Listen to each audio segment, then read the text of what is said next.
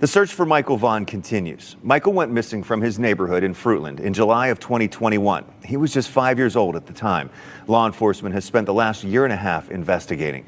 But the Fruitland police chief says a credible tip led investigators to a home near Michael's neighborhood this weekend. Crews are back out in Fruitland today searching for Michael Vaughan. Police believe his remains are in the backyard of a Fruitland home, and today is the 6th day crews are excavating the yard. Crews could be at the house on Red Wing Street for another week. This house is just 4 minutes from the Vaughn's home. As you know, from the time Michael went missing, this has been an all-hands-on-deck investigation, and it remains very active and an ongoing investigation. You can't take one of our most precious citizens from us and ever expect us to stop.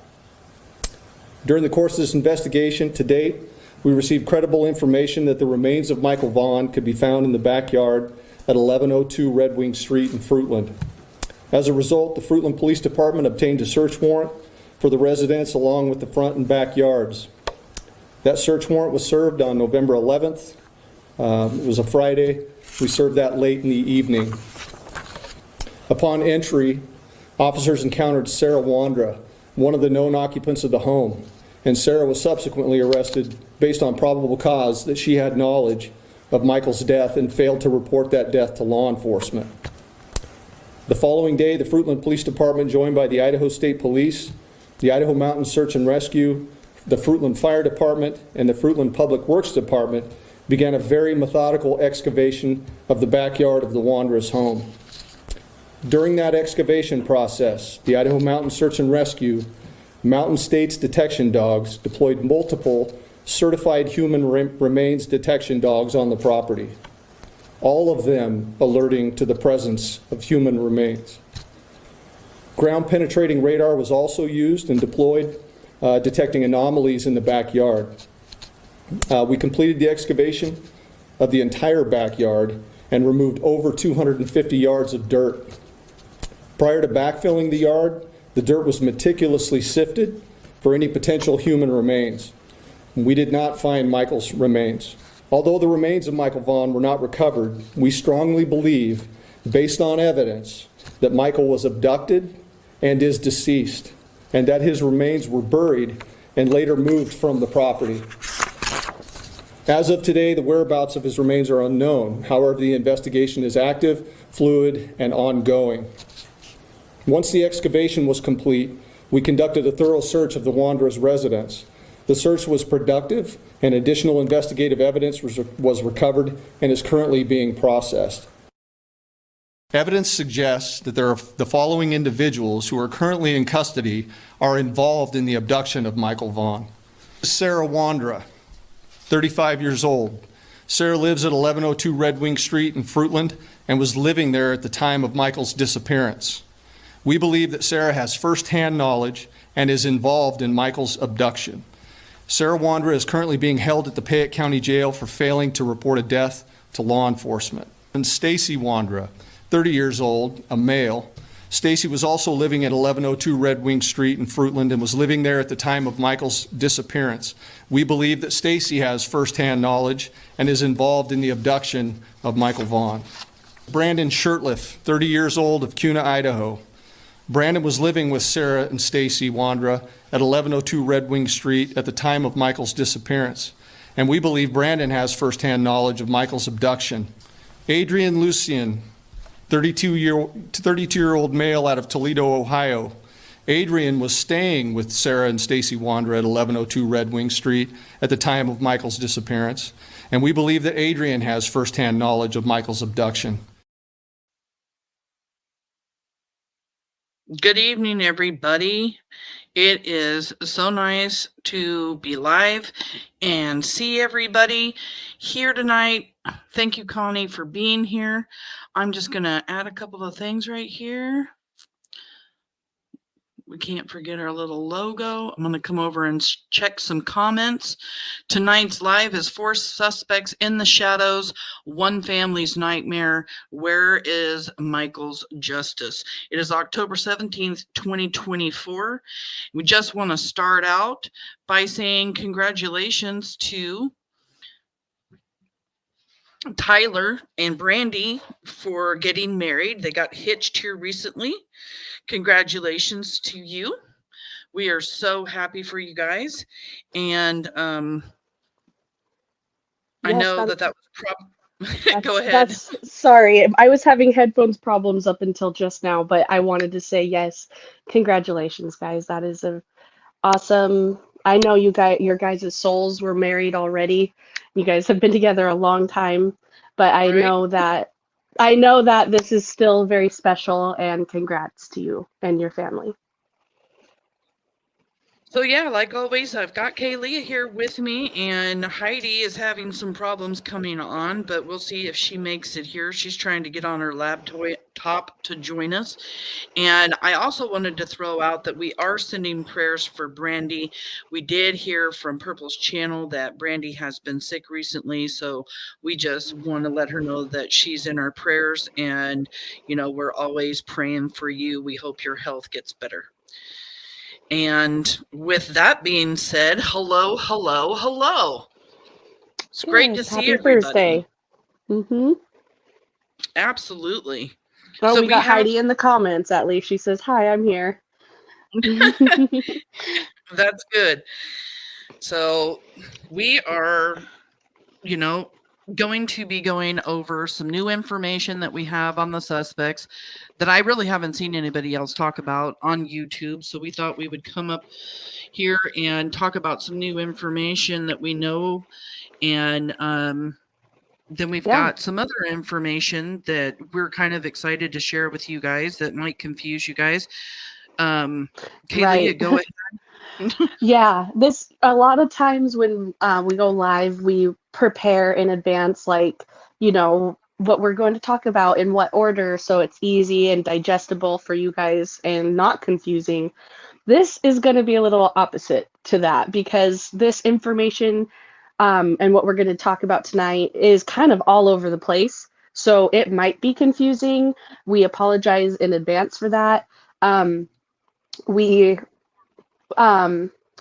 well, Samantha particularly, but together we have been working with a credible source that has been able to give us some awesome new information.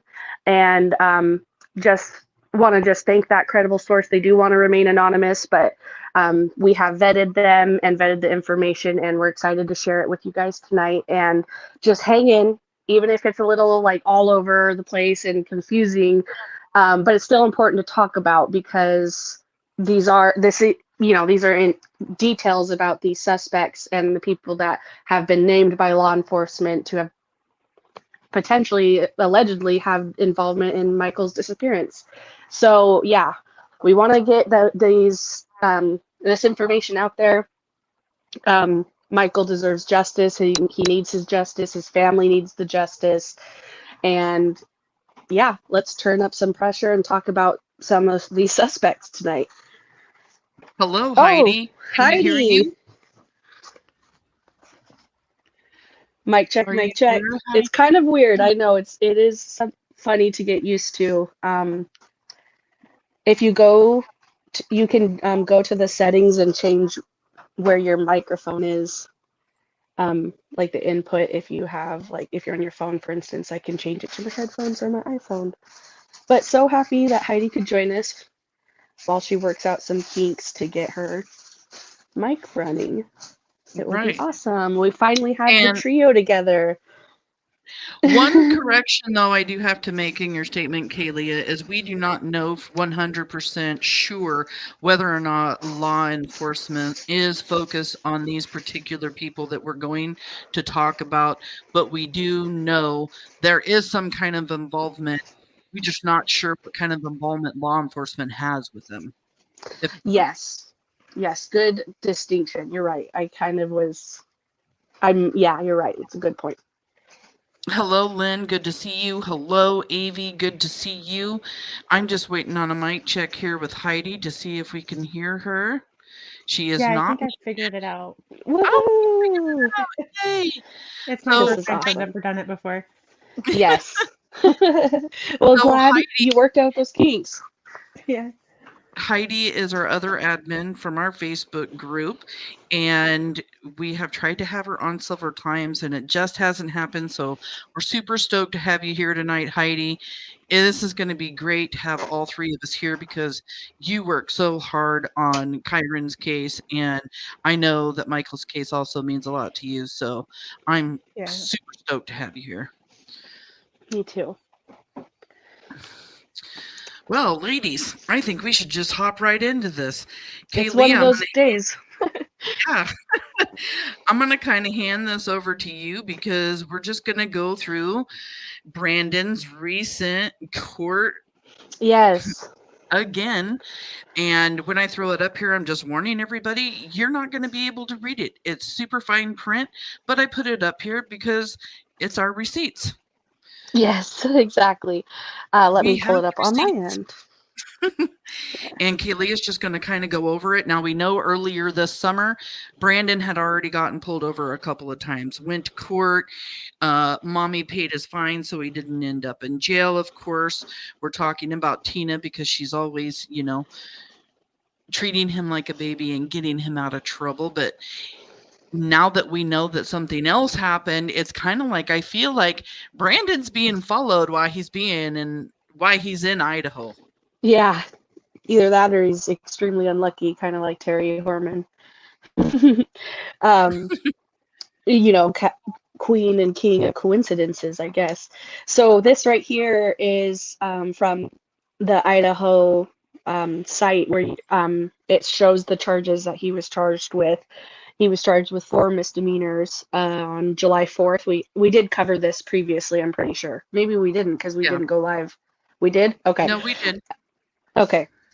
Well, just to reiterate, he got pulled over. He was charged with driving careless / inattentive, driving inattentive or careless again, a controlled substance, possession of marijuana, and drug paraphernalia use or possession with intent to use. And he initially submitted a not guilty plea.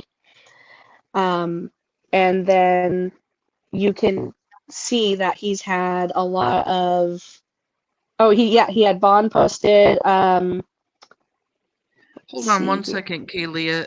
Heidi, are you hearing her cut in and out too a little bit?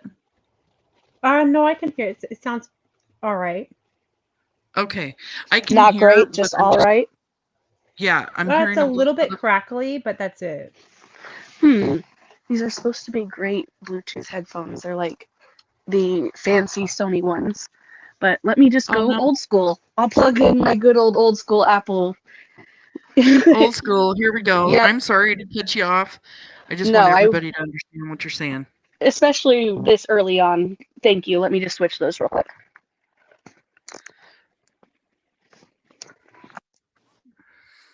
Hello, Sally Mae. Hello, Lynn. Thank you guys for being here.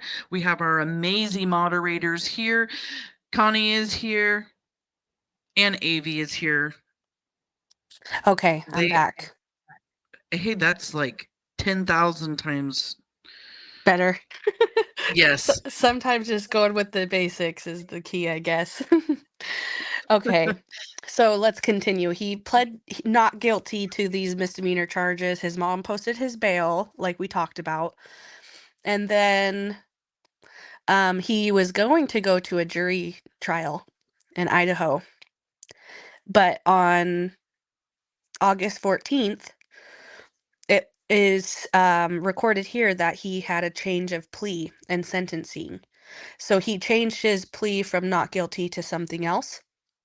It doesn't say if he changed it to guilty or if he went and, you can also, I think, maybe plead no contest. I don't know. But it doesn't have what he changed his plea to, but we know he's no longer pleading not guilty. And let's see. It says that there was a sentencing hearing too. His jury trial was vacated because of the change of plea and sentencing, which was just finalized on October 11th. So, as it stands right now, I couldn't locate him in county jail, but he is going to be sentenced for these crimes. He may have just gotten a slap on the wrist and got probation. Who knows? We're still trying to find out what the next hearing will show, but the justice system takes time, so we don't have those details yet. But that is what's going on with his past charges that he got on 4th of July. Yeah, I mean, and he got pulled over within the same month too. It wasn't very long of each other. That's what Yeah, makes me it think was he's March or April. just like being like followed around pretty much Surveillance. since, yeah. Yep, I bet he probably, I mean, if you're somebody we know actually that he has done an interview and things like that, and that I believe that was because of his name being talked about on like online spaces, and so it was kind of like, I believe he checks into things on Michael's case, and he probably is always wondering behind his back if who's watching him and things like that. At least I would if I were in his shoes. That's just how, if I put myself in his position. Right. And so what you just went over were his past charges? These were they were current, and now Oh yeah. he was charged with them, and now he's been convicted. He pled to the charges. But yeah, I am very, very curious to know what his sentence was. So once we do know, we'll be sure to update y'all. So Yeah, and we can put that up on the Michael Vaughan Case Revisited Facebook page. I can also throw it up on our community page here too. So yes. Brandon Shurtliff is just getting pulled over right and left. And didn't he also have a controlled substance or something on him at that time also? Yeah, this one did say he had marijuana and he had paraphernalia, so probably some kind of glass or paper to use the marijuana. And Samantha and I have touched on this. Like, we live in Oregon. It's recreationally and medicinally legal here, and we don't agree that people should be arrested for having marijuana on them. But hey, it's illegal in Idaho, and you gotta follow the law. Yep. Well, and he's on probation anyway. He's supposed to be staying clean, Yes, so that's so true. Very good point. I forget that that's the rule of probation because I literally am not a criminal. So I always forget that you're not supposed to drink, you're not supposed to smoke. okay, so we are tracking Stacy Wandra down. I am going to go back some. We're going to just talk about the fact that he was released from custody back in 2023, and that did not last very long.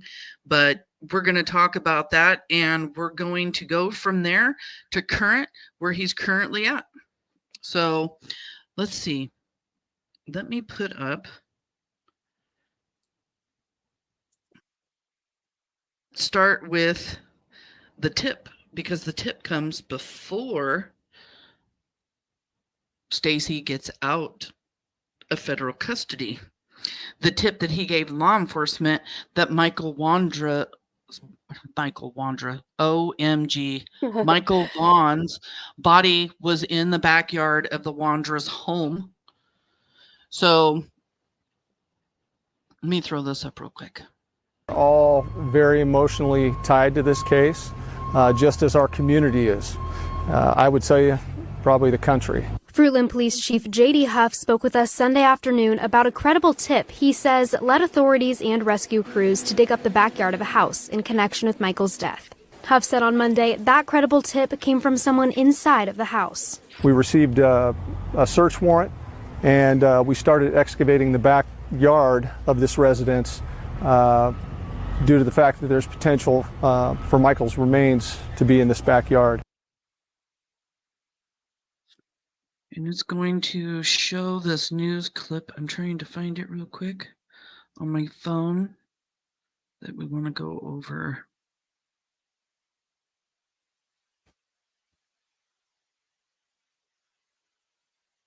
I have so much on my phone right now. You need to So do much. a data transfer to your computer. After this one's over, after our last couple of lives, I just have to just download and put a bunch of stuff up and do all that. I am looking for that one. I think it's going to pop up here, but I don't know if I'm going to be able to read it. Oh, here it is. I'm looking for that. I have it on my phone because I downloaded it so that I don't have to squint and read it from. I can read it if you want. It's not too bad Yeah. for me. Okay. This is a continuation. Should I read the whole thing or? Yeah. Let's Okay. read the whole thing. I'm going to just start at the second paragraph because that first paragraph, I don't know what it starts with. So it says Okay. Wandra was charged on March 23rd in the previous year, not 2024, by the way, March 23rd, with 3 felonies in a separate case: aggravated assault with a deadly weapon, possession of a controlled substance, and destruction, alteration, and concealment of evidence. Court documents show that on April 13th, 2022, Wandra allegedly pointed a GUN at the head of a guest who was staying with her and then brought the GUN in a purse to her parents' house. Wandra admitted to bringing the GUN there because she knew she was not supposed to be in possession of a GUN, according to the affidavit. When police responded to a 911 call about the incident, they found that she unlawfully possessed acetaminophen / hydrocodone, commonly sold under the brand name Vicodin. Sarah later admitted to having previous prescription that was no longer valid, and she kept the medication. Benjamin Key, Fruitland police said, or wrote in an affidavit, sorry. It is kind of small, so I'm kind of trying the best I can. Right. Why was Sarah Wandra arrested in the Michael Vaughan case? According to a probable cause affidavit that was later sealed, police served a search warrant on the Wandra home on November 11th last year based on information they received from Wandra's husband, Stacy. It remains unclear when or why the police spoke with Stacy Wandra or what he told him that prompted the excavation. Police have offered few details about what they found. In December, they said cadaver dogs used in the excavation had alerted to the presence of human remains.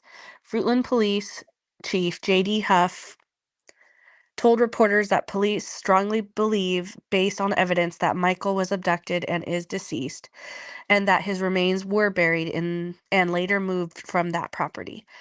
In a January Facebook post, the Fruitland Police Department's most recent update, officials said that they found several pieces of evidence that were sent to a private lab for DNA analysis. Sarah Wandra was at the residence when police arrived. According to the affidavit, she told an officer that God told her Stacy had unalived Michael and buried the boy in a neighbor's yard. She later backtracked, saying, Do you need me to remove that? yes, now I can't read that part. Hold on a second. Okay, thank you. She backtracked, saying Stacy did not hurt the boy, but had buried him in the Wandra's backyard, the court document said. Wandra also told police that someone identified in the affidavit only as Adrien had been the one that had done it, and he was scared to tell anybody. Police later announced that they were looking for Adrien Lucien of Toledo, Ohio, and Brandon Shurtliff of Kuna, saying they believed the men had firsthand knowledge of Michael's abduction. Neither man has been charged in the case, nor has Stacy Wandra. Soon after her arrest, Wandra was declared mentally unfit to proceed in court and sent to a mental health facility to have her competency restored. And an update from this, because like I said, this is an old article by this point. Still, Stacy Wandra, Adrien Lucien, and Brandon Shurtliff, none of them have had or faced any charges related to Michael's abduction. And Sarah's charge that she did receive for failure or concealment of not, whatever it was, not reporting a death to police, that charge was also dropped. So as it stands right now, none of them have faced charges for this. They are all still suspects. Yes, as far as we know, they still are suspects, and yeah, that's why they're still relevant, um, and that's why we're still here talking about them. Yeah, we're going to be going over Sarah in a little while too. So Stacy gives the tip. We all know he gets up on YouTube and he says that it was a false tip that he gave, which we all know that he's like full of shit. And Yeah. then in that November, he wasn't supposed to be released for like another 4 months, but he ends up getting released like a week later. And this talks about his release. Police believe was involved in Michael Vaughan's disappearance was released from federal custody last Thursday. Less than 2 weeks ago, Stacy Wandra was sentenced to 21 months after pleading guilty to unlawful possession of a firearm. Important to note, this charge was unrelated to Vaughan's disappearance. As we previously reported, Wandra had already served 17 months and was expected to serve another 4 in the Ada County Jail under the U.S. Marshal Service custody. But today, I learned the Bureau of Prisons directed the Marshal Service to release Wandra because he finished his sentence. The Marshal Service told me Wandra served 21 months, constituting credit for time served before trial, as well as nearly 2 years of good time credit. He's now on supervised release.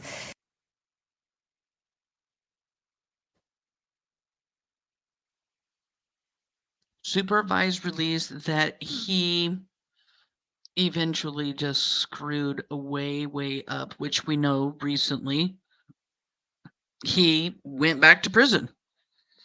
Yep, he's still in prison right now. He ended up getting like I don't know the exact number, but somewhere between like 15 and 19 probation violations for drug use, drug charges. I think that was the majority of it, but can you imagine this guy got like in the teens and he released, like, I just don't understand that. But as we've Yeah, explained in past videos, Stacy has a history of repetitive criminal activity. He's a criminal. So that is what he does, I guess. And yeah, but still, I can't even believe it. In the teens, that's a very crazy high number, in my opinion. I have a video, well, a recording of him in prison or in the Ada County Jail once he gets there. Let me play that. And it talks about him. He knows that he messed up. He knows that he messed up everything, on his parole. He knows it. I had to go meet with my PO yesterday, and I had a bad feeling about it because I've had a few violations. So I went and met with my PO yesterday at the court, and I went up to go meet with her and was meeting in the office. And the U.S. Marshals came up and were like, "You got a warrant for your arrest." I'm like, "Oh, cool. That's fucking awesome." So I should be to jail. I have an arraignment hearing on Tuesday at 11:45. Just, I don't know, it's a possibility. I mean, I have green smoke. I mean, I have been pointed and shit like that. But ultimately it's the judge's decision, and my attorney and I have to convince the prosecuting attorney, why it's a good idea to let me out. I'm not dangerous or anything, I had 16 of them. But they were all petty shit, because I'm supposed to report to her between 5 and 7 p.m. of every night where I'm going to be staying. And when she first set that stipulation on me, I struggled with it. So I have probably 7 or 8 of those, and then I have the 2 dirty UAs, but the 1 dirty UA for the whole people, I don't even know where I keep them. Somebody wants to sleep in the shelter. Then I have the meth one, and then I don't even know what the other ones, leaving the state without permission when I went to Oregon. Just petty ones, man. I mean, stupid. small violations, you know.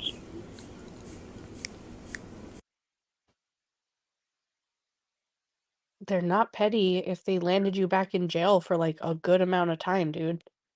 And I was just gonna say just about the same thing. Definitely not petty violation. Methamphetamines, fentanyl, he wasn't reporting every single day like he was supposed to. Sometimes he was supposed to report a couple of times a day. He was supposed to report whenever he moved, but he was constantly getting kicked out of the homeless shelters where he was, places where he was staying, because he would have to give notice that he was actually moving, but he didn't ever have any time to give notice because he would be kicked out and then living somewhere else, the next day or later that day. He's supposed to be holding down a job, couldn't do that. Yeah, doing drugs, you name it, like multiple violations here. Yeah, he had no regard for the law or his supervision. None. And he doesn't have a regard. That's just him. That's just him. I don't know why I expect people that, like him, criminals. I don't know why I expect anything more, I guess. But yeah, it's still shocking, like, yeah, to hear him talk about it like, oh, they're just petty. No big deal. I just totally screwed off my supervision here. Right. And then let's see, November. That's teeny tiny. I don't know if I'll be able to read that, but that looks like a But we ain't warrant. gonna read it. It's a warrant. I just have it to put it up there to remind me to what it is. So March 21st of 2024 is when the indictment goes out for the parole violations for, not going along with the conditions of his supervised release that we just talked about. Not out for very long at all. And Kalia, we went over this before, back when he was in that boys' home or in that little hospital, and they released him and he was instantly getting in trouble. This is the same thing. It's just his pattern of behavior. And that's why, like, when he has a release date next month in November, and I'm over here biting my fingernails like, what the heck, guys? Like, he's gonna be released again, and it's only a matter of time. This person needs to be, like, get more than a slap on the wrist, and that's what he always gets. But he needs to be held responsible, if he is responsible for any part of Michael's abduction. Then yeah, that needs to lock him away for a long time so he can't go and hurt anybody else. Well, we know he has some involvement in Michael's abduction because he gave the tip that Michael's body was there. Yes, exactly. And then he crapped himself when he wasn't there because Michael had been moved How do from you that backyard. So explain how you knew that he was there if you didn't have some kind of involvement, We all know there's involvement. Yeah, that's what I'm worried about, because he is supposed to get accidentally backed out of the live stream. Laugh out loud. Oh my gosh, I'm sorry. I know you were sitting there quiet as a mouse. So that's what I'm worried about. He's supposed to be getting released from prison on November 15th, 14th or 15th. That's not very long away. So hopefully something is going to happen before then. I don't know. It's just crazy. So we tracked Stacy Wandra, where he was and what he was doing. And Stacy Wandra, in March of 2024, I want to make sure I have all my dates right. Yep, March 21st of 2024. He's arrested shortly after the indictment goes out for this federal warrant. And then he goes into the Ada County jail for 2 weeks. He wasn't there, but just 2 weeks. And from there, we know that he goes down to California on a hold. Now, these pictures here are from Ada County that I found, and I just thought, why not throw it up? But he's wearing an orange jumpsuit in Ada County for 2 weeks. He goes from there down to California on a hold. We are not sure of the location in California. That was just one thing we could not find where in California. We knew California, but we didn't know where. And then he was transferred to the FDC SeaTac in Seattle, Washington on June 22nd. So for March, April, May, June, he spent almost 3 months down in California before he was transferred to Seattle, Washington. And then this is the SeaTac detention center, and this is another place that holds federal what am I trying to say here?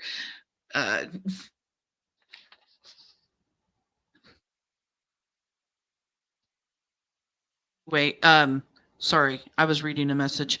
So this is where they hold also somebody until they can find a prison for them to stay until their release date. So SeaTac is known for being just a place for a holding place. And he spends his time there from June until August 2nd, I believe. Of 2024. So sorry, I also had to go deal with my kiddos, so that's why I was muted for an extended time. But yeah, until August 2024. This is the FDC, the SeaTac prison up here in Seattle. This is the inmate log, Stacy Wandra, male. Release date here set for 11/14/2024. This is his registered number, white male, 31 years of age. And then this is one of the letters that he wrote while he was in Seattle, Washington. Kaylee, do you have these letters? I actually meant to message you and ask you if you had these letters available, because I cannot for the life of me read anything he writes. I don't know if we want to go over the whole letter or not. This one isn't too fairly important. It just I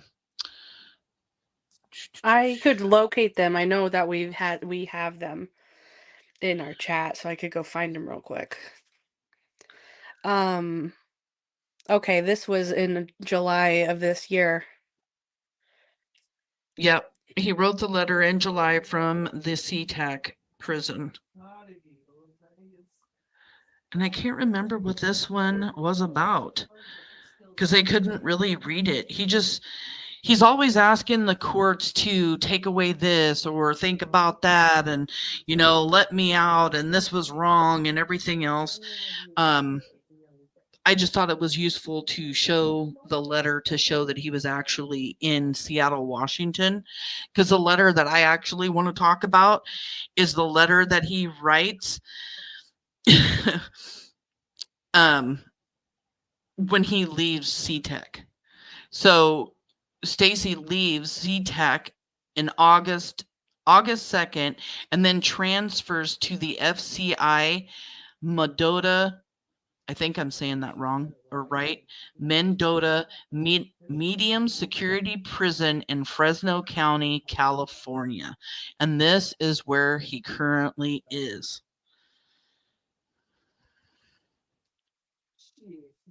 And he writes. Also, now, yes, I have it. And then this is actually, now that I'm seeing it, it's not just a letter. He's actually petitioning the court. These are handwritten petitions from him to the court. It's not just a letter. These are filed with his case file forever. It would be So something. what was the one in July for? It's what the was same. He petitioning?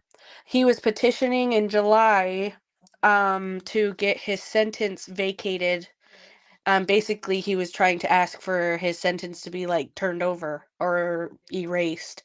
And then that one I don't have. I briefly looked over when it was on the screen, and now I'm on in our chat, and I found the other one that he Okay. wrote in August. And this one is, it's a motion. A motion to the court, a motion and intent to file lawsuit, defamation of character, slander.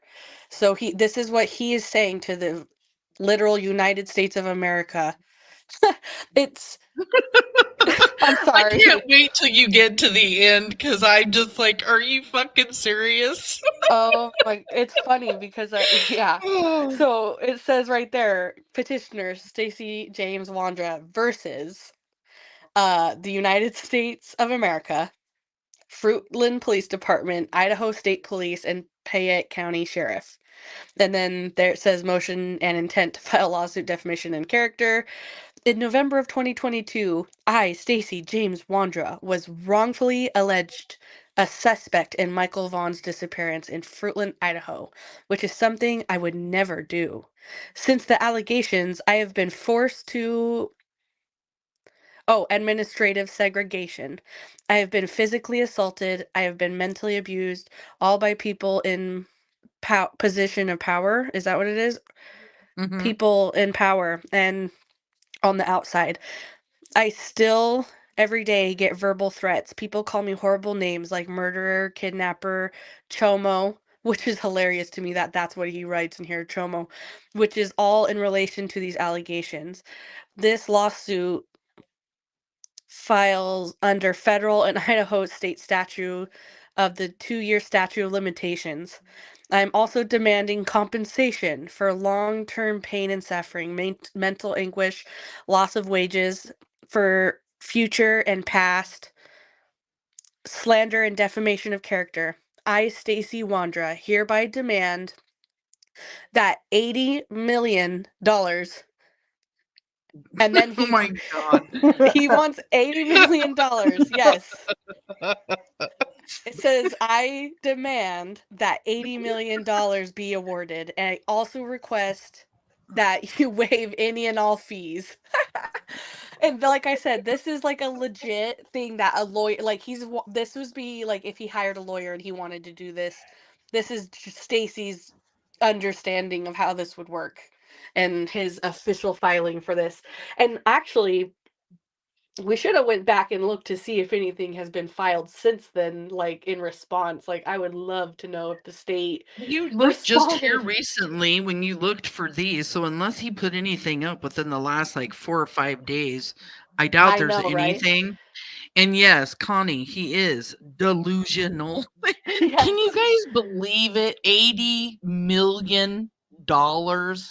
Come on.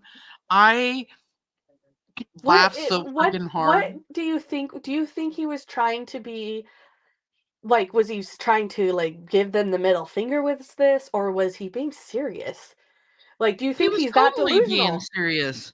Oh my He's gosh. delusional, and he's even on drugs while he's in prison because we're about to show another recording of him in prison talking about drugs. Like, he's in there on drugs, talking about drugs, being ridiculous. That's just $80 million. crazy. I'm going to demand the court. I'm suing you and I'm demanding $80 million. Yeah. Yeah. I think At first, I forgot it was 80 million. And then I read that again. I was like, oh my goodness. Stacy, man. Yeah, let's see. I think the recording comes next. We'll see. But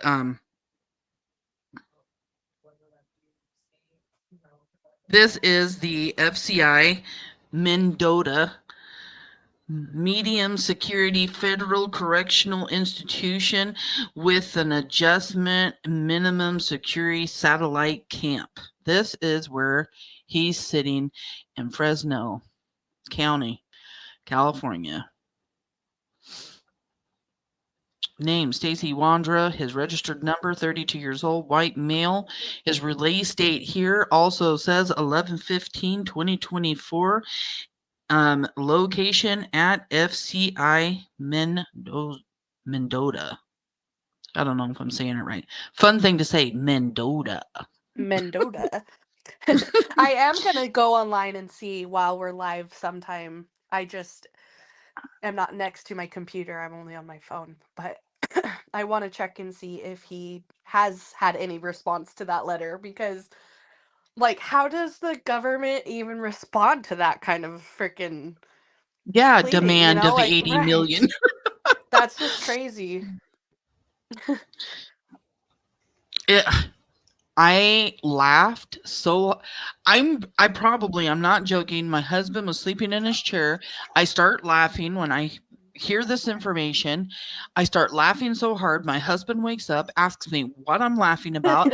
I can't even collect myself to answer him. I got tears rolling down my face because it's just one of those. And when it was all done and over with, my gut was just killing me so bad because I was laughing so hard. So thanks for the good laugh.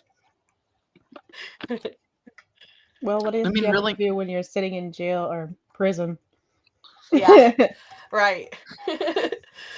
Yeah, did he have any help writing that? Did somebody suggest 80 million? I know.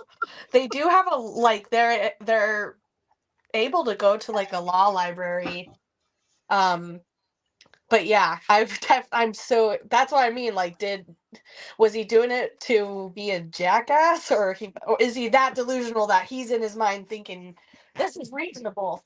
Because yeah, we'll find out if they respond, and if they do win, and if there is a response to that from that from the government back to Stacy, we'll definitely update y'all in the group again because that is something that would be interesting.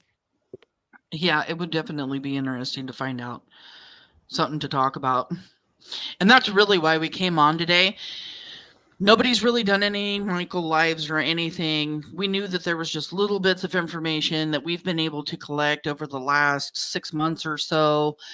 Some new, some old, some stuff we've just been saving and collecting, wondering if we should share it or not, but really just to do a live on Michael because he deserves justice. His family deserves justice. Like, it's important that he is continuously spoken about, even though everything may be at a standstill right now. We don't know, things could be moving right now, but it's always good to bring awareness. Exactly. So let's see. I think this might be re-recording next. Stacy is to be released from the Mendota November 15th, 2024. We just covered that.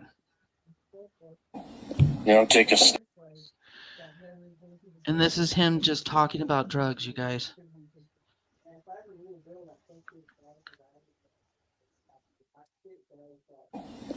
Take a sniff and let it all go down. I had my fair share of coke and meth. So fucking sort of a big old fucking lie, dude.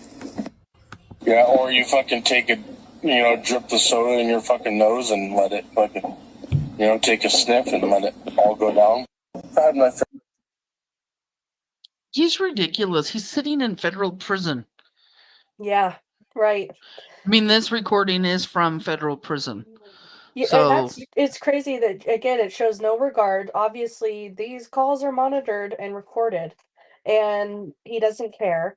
And then B, it also shows me that like his mindset hasn't changed a bit. He's gonna get out of prison and he's gonna go back and start using drugs again and doing things that nobody should be doing, but especially somebody who's on probation and parole, Um, yeah, and he obviously would just talking about it willy-nilly like that to me shows that like I mean, if you are somebody that's changed, you're not gonna sit there and like I don't know. Sounds like he's daydreaming. right. Like, oh, I just can't wait for this again. Yeah, and who in the heck is he talking to about that? And he talks Yeah. about like dripping soda in his nose. What the hell?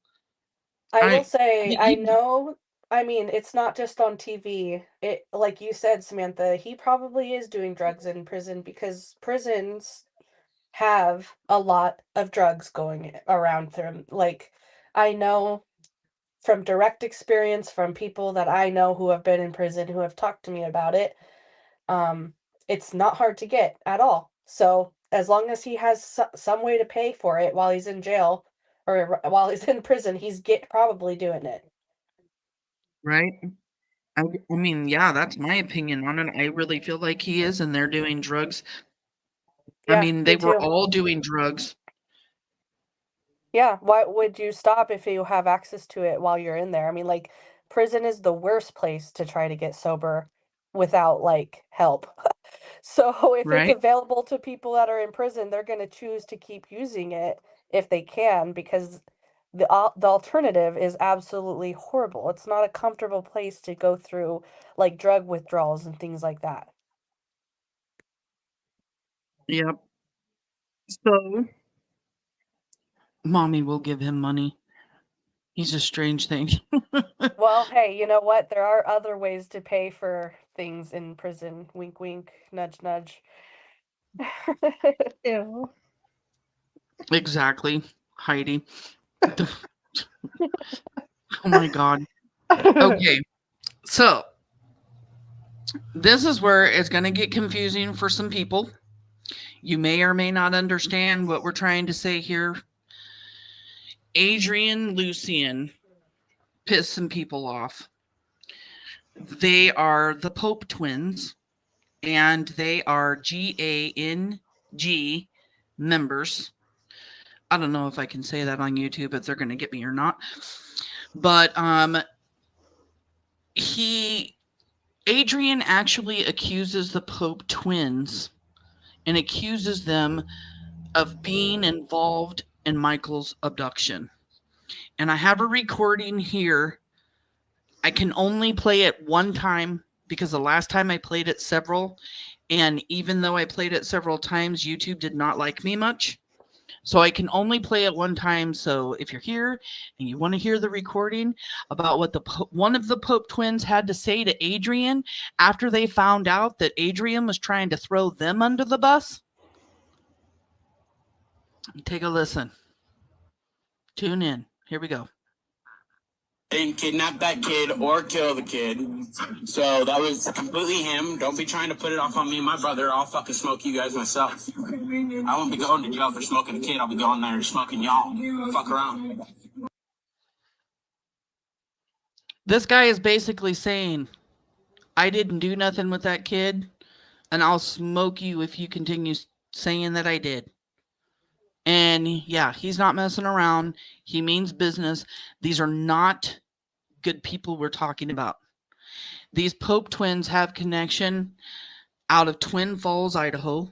So we're going to be talking about Twin Falls, Idaho, and we're going to be talking about Ohio. We're going to be talking about Toledo, Ohio, and we're going to be talking about Columbus, Ohio.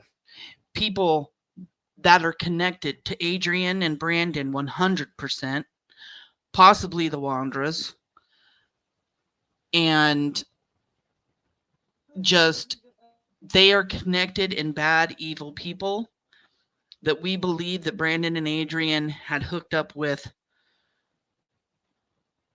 This picture here is of the Pope twins with their girlfriends back in high school. And as you can notice, both of the guys are wearing blue and both of the girls have blue bandanas on their wrists. And like I said, these are the Pope twins here when they were younger. It's pretty hard to find anything on social media about these guys, but we dug. Yeah, this is good find. I don't know if I've ever seen a picture of them. Let's see. A man is in custody after getting into a stand. Hold on. Back up. Why isn't my button working? Back up. Here we go.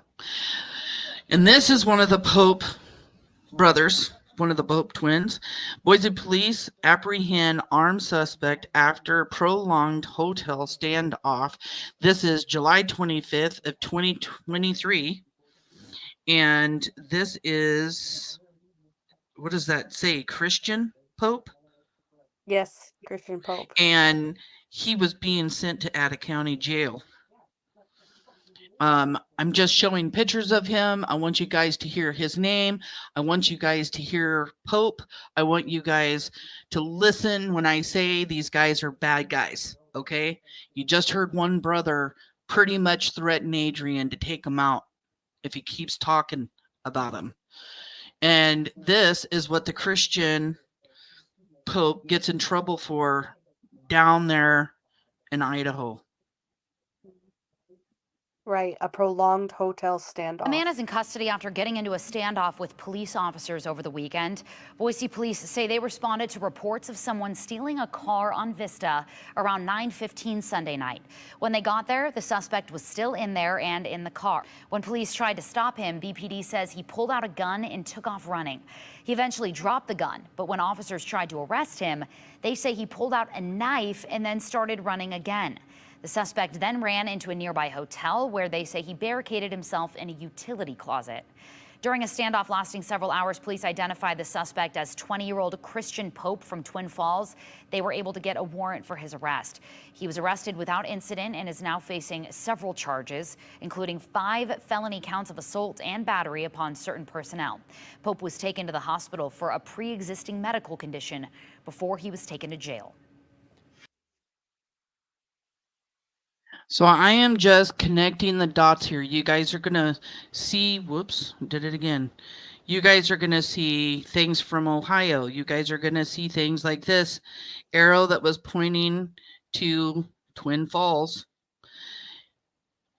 These are the things that we have found that are connecting all 4 of the suspects in Michael Vaughan's case now are also all connected to these other people that we're showing you, the Pope twins. Another guy that we'll be discussing, aka Dennis Banks, his real name is Hunter Nebbi.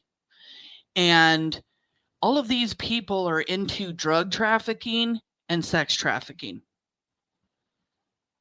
And Brandon and Adrien have a lot of ties with them, and they have been in the areas. Well, I'm just going to continue. I just trying to keep you guys all in the loop here so you don't get confused, because I know this is confusing. He was taken to jail. So here, Idaho police seek to question Toledo man about child's disappearance. They are, of course, talking about Adrien Lucien. He is from Toledo, Ohio.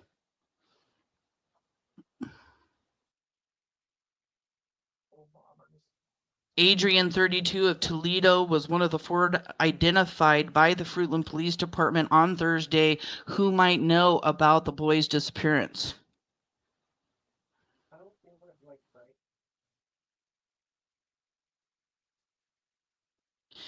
Again, this arrow is just pointing to Toledo, Ohio, but we're going to talk about Adrien and who Adrien is. Adrien played basketball from a very young kid. ESPN had posted him up. Adrien Lucien, 6'5", 180 pounds, class of 2009, from Toledo, Ohio.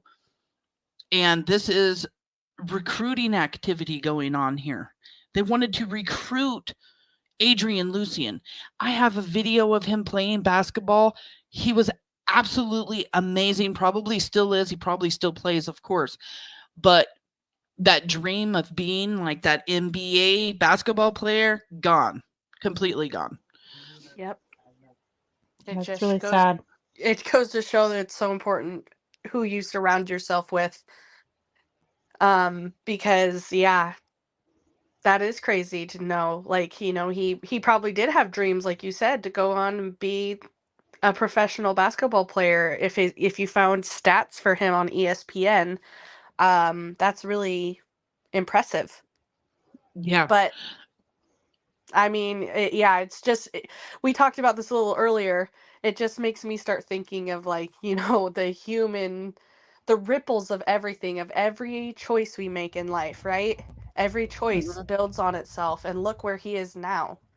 Now he has felonies. He's been to prison. He may still even have a warrant out for his arrest. in another state. I'm pretty sure he does still in Washington, Yeah. D.C. Because Yeah. the person that we work with recently looked and he's still not been arrested. Not sure Right. if he's in Washington, D.C., Ohio, or where, because he travels everywhere all the time. Yeah. So, Yep. So yeah, it's just like a total change of like where you saw yourself, where you thought your life would be when you're younger, and then you just couldn't make right decisions for whatever reason. And a lot of that has to do with the people you surround yourself with. yeah. And I mean, and that was at a very young age. Mm-hmm. This is like over 14 years ago. He was 32 years old. They just said when they announced him as a suspect in the case, 32 years old. 2009 was 15 years ago. So Yeah, right. I mean, like, he was young. We're talking Yeah. 14, 15 years old, being possibly recruited to play Scouted basketball. and recruited, exactly. Yeah. Yeah, because I mean, yeah, you know they do that. Basketball players, like, yeah, basketball's an amazing sport. And now look, like I was saying, it goes to show who you surround yourself is super important, because look who all ended up hanging out the one night that Michael Vaughan was abducted. All 4 of these criminals that have repeat offenses, and it escalated, and then bam, life changed, and they'll face justice one day, I'm sure. I mean, and look how small he is here. I mean, and he's whipping that, basketball around on his finger. He's pretty young. Mm-hmm. I mean, so that basketball was like really important, and it sucks that the pitcher isn't that great, but I mean, hey, that's even impressive right there. It is hard to spit a basketball on the tip of your finger. Yeah, and we can continue talking. This is a video that I found on YouTube. This is a much cleaner Adrien Lucien. Notice that no tattoos on his arm or up his neck. Recently, I've noticed him being called Adrien Lucifer Lucien, which the Lucifer just fits. He has a huge Satan tattoo coming up one side of his neck now, but he's clean here. He looks like a happy guy just playing basketball. You guys are about to piss yourself. This guy played and probably still plays amazing basketball. He doesn't miss a shot. This video is almost 2 minutes long, and it's just amazing to see him play, and also heartbreaking to just like, and then you had to what? Get involved with dealing drugs. And we know that because we have articles about him. Yeah. Yeah, and drug trafficking. And we know that he's into sex trafficking too, because he uses women's profile pictures and does certain things with them on social media. I mean, when Stacy Wandra talked about him being into sex trafficking, everybody was just kind of like, is he really? Yeah, he really is. And there's a lot of fake profiles. When I say a lot of fake profiles, I have found at least 25 or 30 I know to be him. And they use like this code or something to talk to one another. And it's really strange. But if you go down the rabbit hole, and it took months to go down the rabbit hole, you will see that he has some kind of involvement in that kind of trafficking. I have a question. Yeah. So this school, the Hargrave Military Academy, is a private all-male military boarding school. So I'm wondering, I don't know if you know anything about his childhood or why he ended up in a private military boarding school, but do we know if he had a early criminal history with like a juvenile criminal record? Great question. Yeah, and everything I've tried to find on him as young, which I'm really glad you brought that up because I forgot to write it down, that he was in this military school type thing. And I tried to start digging deep and looking into his younger past. Now, I don't know if things are squashed and you just can't find it. I don't know what. Yeah. I mean, I know his sister is a model out of California who makes a lot of friggin' money. And but from the I posts, it doesn't seem like his sister and him have a relationship. At mhm. least, at least her sister is like an influencer, almost like has a lot of followers and is always posting things online where she's going and who she's with. But you cannot find Adrien on any post. I don't think. I looked, and you can search people's posts, but I also scrolled through all of her pictures and stuff. She had a good relationship with their mom until their mom Oh, passed away. you found mom. I couldn't find any parents The anywhere. mom, So it seemed like that the sister and the mom had a really good relationship and a really close relationship because she was posting with her mom in pictures all the time, and then her mom passed away and she would post tribute posts to her mom all the time, or at least oh, special days like birthdays, anniversaries, and Mother's Day, things like that. She was always posting about her mom.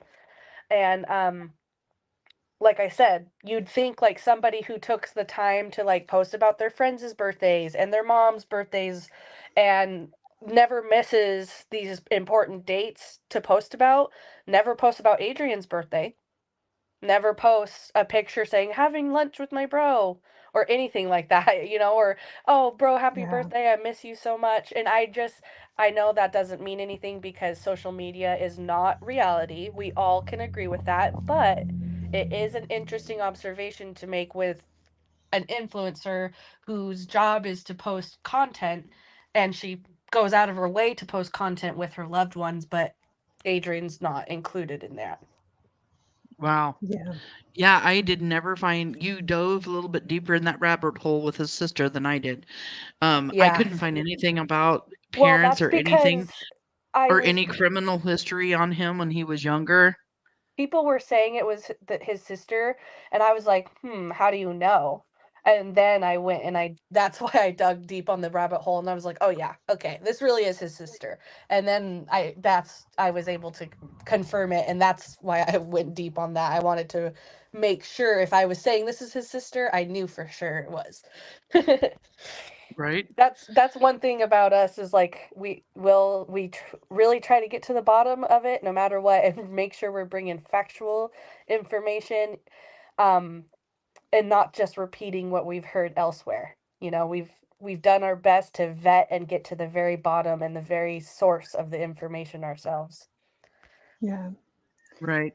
I know And that with the kind of like criminal activity he's involved in as an adult, it seems obviously we don't know, it's just speculation, but it seems like antisocial personality disorder traits, and often that starts in early like adolescence. So it would make sense if he didn't have a really good relationship with his own family, because that's often where those um, disconnects in behavior and relationships start. And then Yeah, good the point. That's boarding true. school kind of seems like it might be pointing that direction. That's where his problem started. well, yeah, if you get sent off to boarding school, it's kind of sending a message. A lot of kids that get sent to boarding school feel like their parents don't want them. Right. Yeah. And yeah, like you're exactly right. It's a lot of times used to straighten kids out when they are on a path, Yeah. and I don't know if where was that school located? Did you see a location? Yeah, it was in Chatham, Virginia. I wonder if where he was growing up, if they even published juvenile criminal histories or not. Um, I I know know every Oregon state's different. doesn't. Yeah, right. Every state's a little different. But if you go and you look at his criminal history, you can tell it goes back like he- um at least until 2011, which would he would have been 21 at that time, and it is breaking and entering, assault, inflicting a serious injury, um and second degree trespassing, and those are all charged in 2011. And that's like a serious crime to commit right off the bat. You know what I mean? Like, Right. Yeah. so to me, it's like I don't know. I'm totally speculating, but he either has a juvenile criminal history or he was committing crime, and then this is the crime that he got caught doing, but he Yeah, and had been doing crime before. I never looked up anything in Virginia either, so that may be a place for us to start if that's where that institution was, because everything I was looking into kept popping up either Toledo or Twin Falls, Idaho. I was just assuming that things were in those areas, and now you're saying Virginia, and I'm just kind of like, wait a minute, that's the loop. That's the loop right there that I missed. So maybe if we go back and start looking at things, you know, around in that area, maybe we might find something, and then we can share that with everybody. Yes. This is when he does go to the CSI Men Inc. for returnees should add more signees this summer.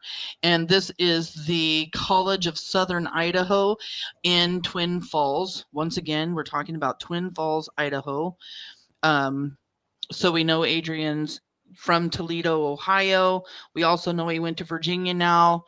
And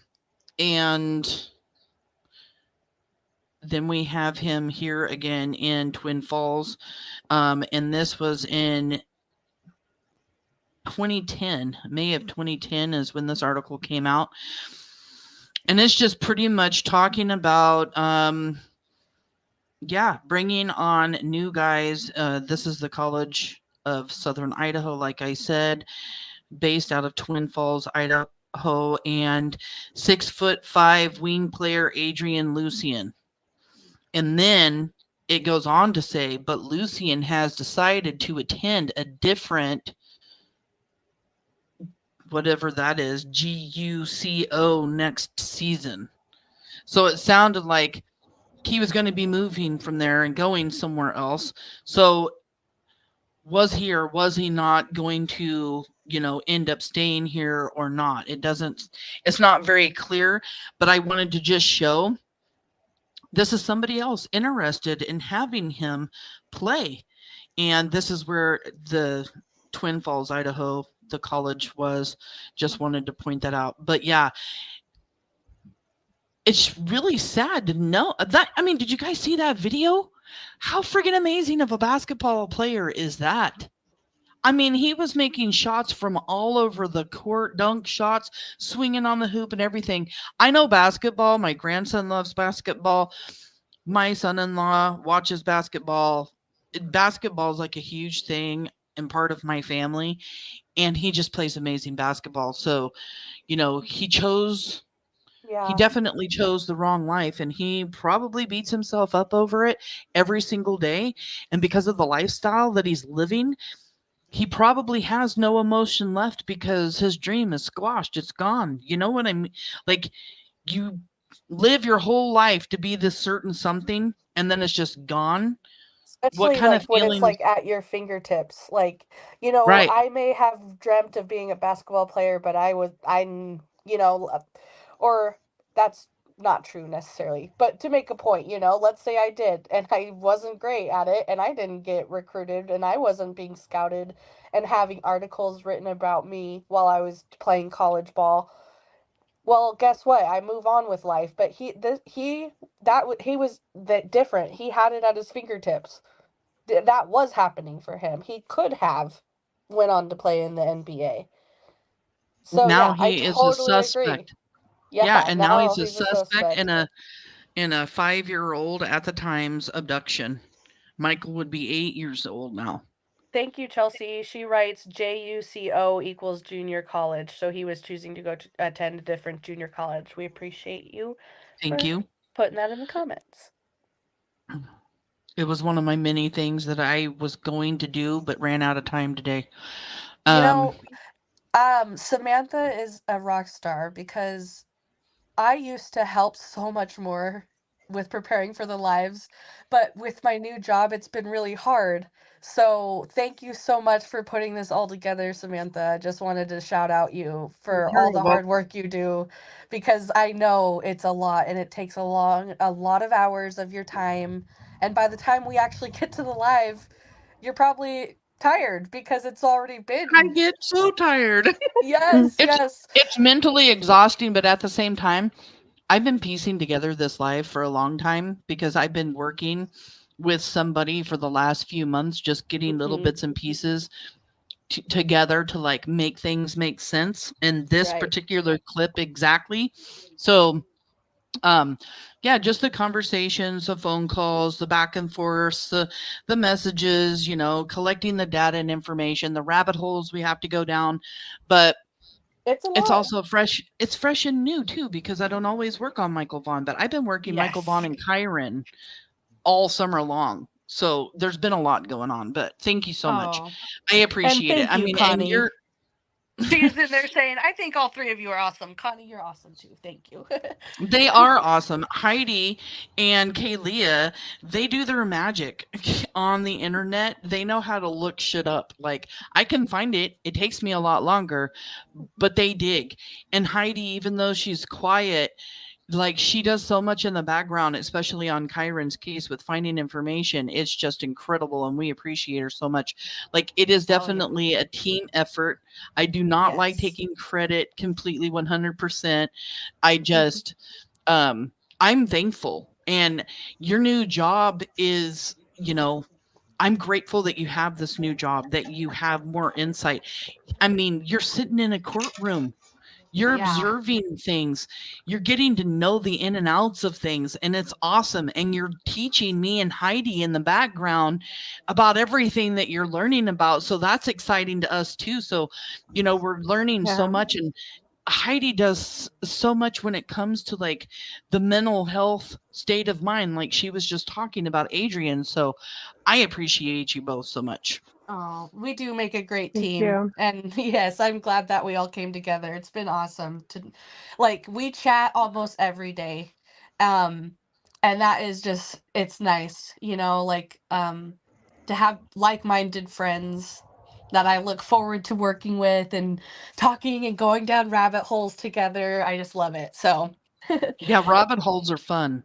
yep. Unless they unless unless it's a rabbit hole you never get to the end to, which actually happened when doing all of this.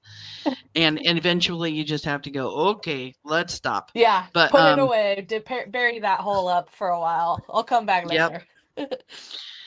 So anyway, like I was saying earlier, we're just trying to show you guys some Twin Fall connections, Ohio connections between Lucien, I call him Lucien, Adrien, Lucifer, whatever you want to call him, you know, from Ohio and also in college in Twin Falls.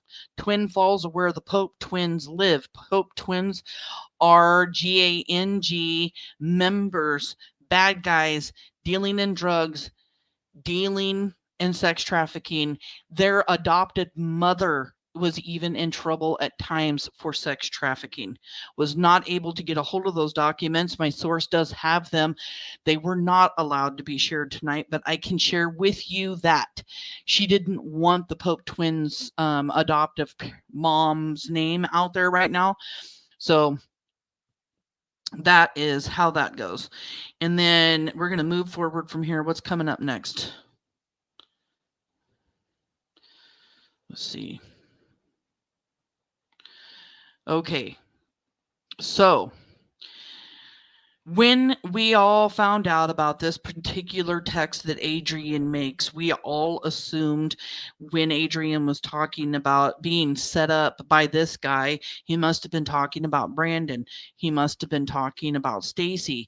When in all actuality, he says, I pray that they find Michael Vaughan. I was set up by this guy. And also, they tried to kill me by carbon monoxide poisoning. I'm a God-fearing, loving person. I pray they find him. I'm not about to play with these Idaho people, bruh. Set me up. Talking about this guy that set him up. His name is Alexei. I am not even going to try to pronounce his name. If you guys are good at names, go for it, G.I. Joes. Because Alexei Paniokin. Yeah. That is definitely like, you know, Russian or Ukrainian, and I'm sorry, but I cannot pronounce that either. Yeah, so I'm looking on profiles. I'm looking him up. I had a very disturbing picture that he's, changed his profile picture to. I was allowed to share it on here. I was told that I could, but I didn't want to because of the content of the picture. But I will explain the picture to you because I really felt like if I posted it up here, that YouTube was going to take down this entire video, this entire live. This Alexi guy changed his Facebook cover to a picture of a bunch of young kids holding GUNSs of all types up and raised above their heads. And all of these children seemed to look like they were from a different country. Don't know what country. When I went further into looking into his pictures, looking into stuff, just a really bad news dude that Adrien is saying set him up and tried to have him killed.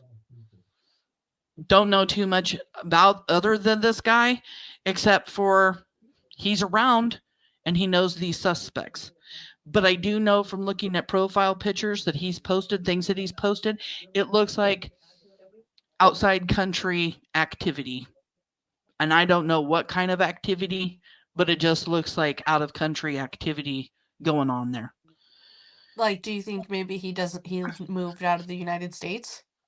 No, I know that he's here in the United States, but it looks like he knows people in other countries. Oh, I see what you mean.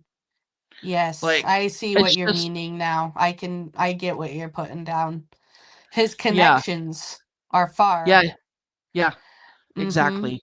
Well, they're far and they're near, but yes, right. Some of the activity was just really disturbing Alarming stuff. I really wanted to share the picture, but I'm just like, I can't do that. I'm not going to throw a bunch of kids on one of my live shows that are all holding GUNs above their head. Okay.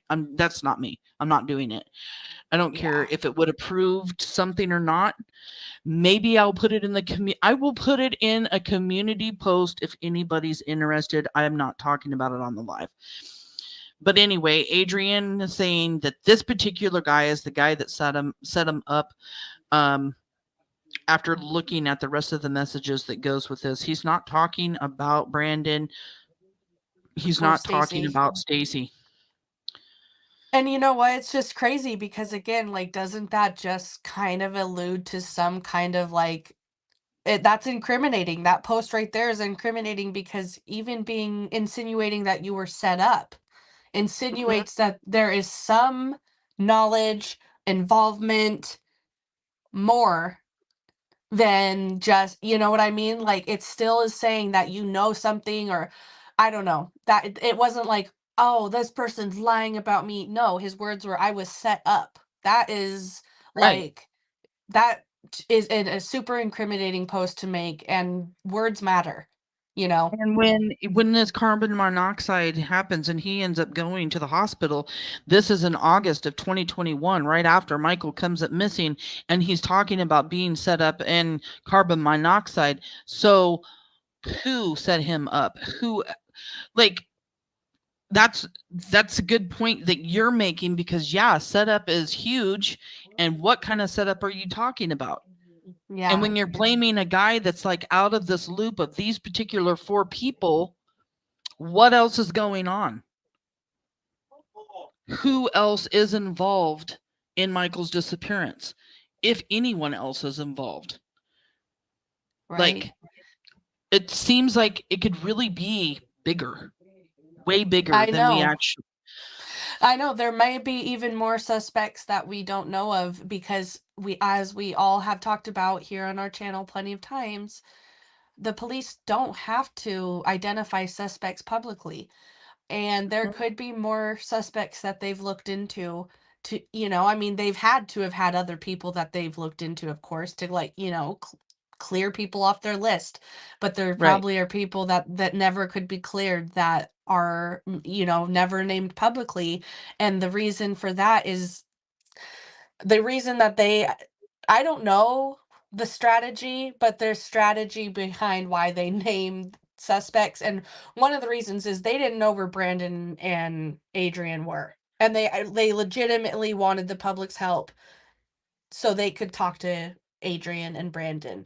But also, as we all also know, you don't have to talk to the police. So it's also like a strategy. Like they had a reason they wanted to put their 4 big pictures out there on a press conference. That was totally strategic in more ways than one. And same Yeah, with the way that they were presented with these oh great yeah, big huge poster boards like like bun da da da. super And dramatic. That from super early on in Michael's case, they named these 4 suspects, but I did hear several times and possibly more.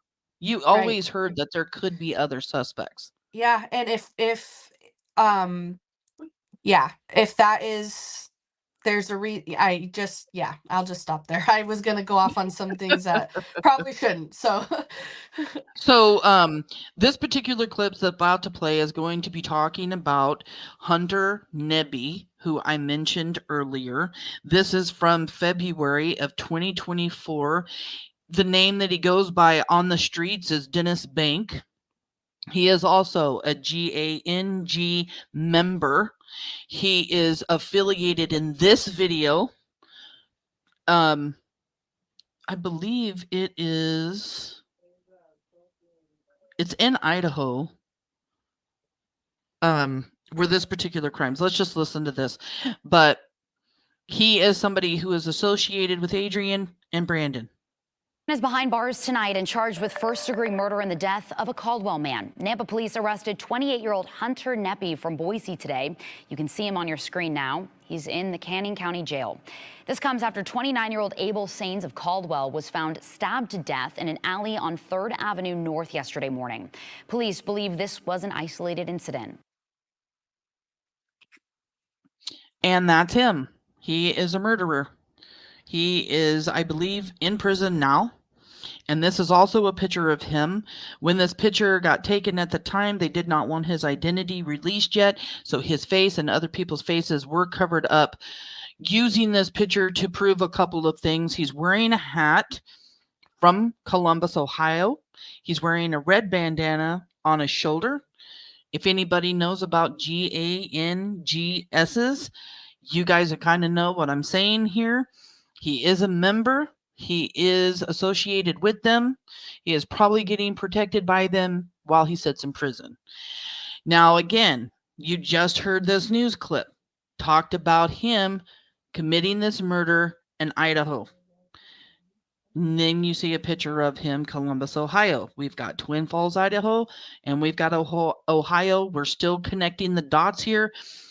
This is somebody that is affiliated. And let's remember Columbus, Ohio, because then we're going to go on and talk about Brandon Shurtliff, I believe is what's coming up. Yes. This is Brandon Shurtliff's profile on Facebook, at least one of them. This one was probably taken down, or at least this statement from there, Brand Rads. It says, ready, RDY, ready to rock and plant. So is he talking about, read the screen, CRACK and weed? Kind of strange to have ready to rock and plant. Like, yeah, that's what the heck? What does that mean? I didn't think of that at first, but now I see what you mean. And maybe, who knows? That is kind of, I mean, that's very random. And I've never heard that saying before. So, and it gets stranger. Okay. This is his next one. So in this Brand Rads, he tags himself Brando Johnny, what is it, Shire Cliffords? I don't even know, but he tags himself. He says, was good boss, question mark, explanation, cash sign, hashtag let us gather and build, hashtag 24-hour service, hundreds. What the hell is he talking about? He tags himself. He's saying us, 24-hour service, hundreds. The was good That's boss so with a cash sign. When I said that I saw that Adrien was using Instagram and other places in his social media profiles using code to talk. This is the kind of coding I was talking about. The reason I'm not showing all of Adrien's coding is because I've been asked not to share all of his fake profiles. So I cannot do that at the time. So I can use Brandon's, and he does do this quite a bit. I know he's deleted some. He also has a TikTok. And this actually came from a TikToker who actually spoke with Brandon, because when she would post things like this, he would talk and message her. So here he is talking about us, 24-hour service, all of this, just kind of weird code talk going on here. Right. Strange. So now we're going to get a little bit deeper here. Brandon, did you bring Adrien to live at the Wandra's house? So Brandon went to this motocross, and while he was there, how do I put this? Okay, he goes to this motocross right around the time that Adrien ends up coming and moving in with the Wandras. This motocross was in one location, but Brandon goes completely out of his way, 2 hours away from the motocross's location for some reason. Don't know what the reason was, but it was near Twin Falls, Idaho, where the Pope twins are. Okay, and then he ends up going back to this motocross. And like I said, this is at the same time Adrien Lucien is about to go back, or not back, but is about to be brought to the Wandra's home. You know, everybody says he was found behind a garbage can, he was homeless, yada, yada. I don't believe that. I think, and this is my particular, no way. This is my opinion, and I will speculate here, but I do believe that Brandon had some involvement in some drug activity, if not selling them or whatever, goes out of his way on this motocross, ends up at this certain area near Twin Falls, meets up with people. I'm going to say maybe Pope twins, maybe other people, but while he's there, meets Adrien. Sometime after that, Adrien comes stays with the Wandras. This is how I feel like the story goes, and from what I've heard from my source, they believe the same thing. So, and then while he was doing the video of the motocross, he actually, there's a picture of himself with the motocross behind him when he was flipping it around that he ends up posting about on his Facebook. So one's on TikTok, one's on Facebook. And weren't you down in Twin Falls less than a week before Michael's abduction, Brandon? So this next picture coming up is a picture of Brandon in Twin Falls a week prior to Michael's disappearance. The same place that he was around the time that Adrien ends up coming to the Wandra's house.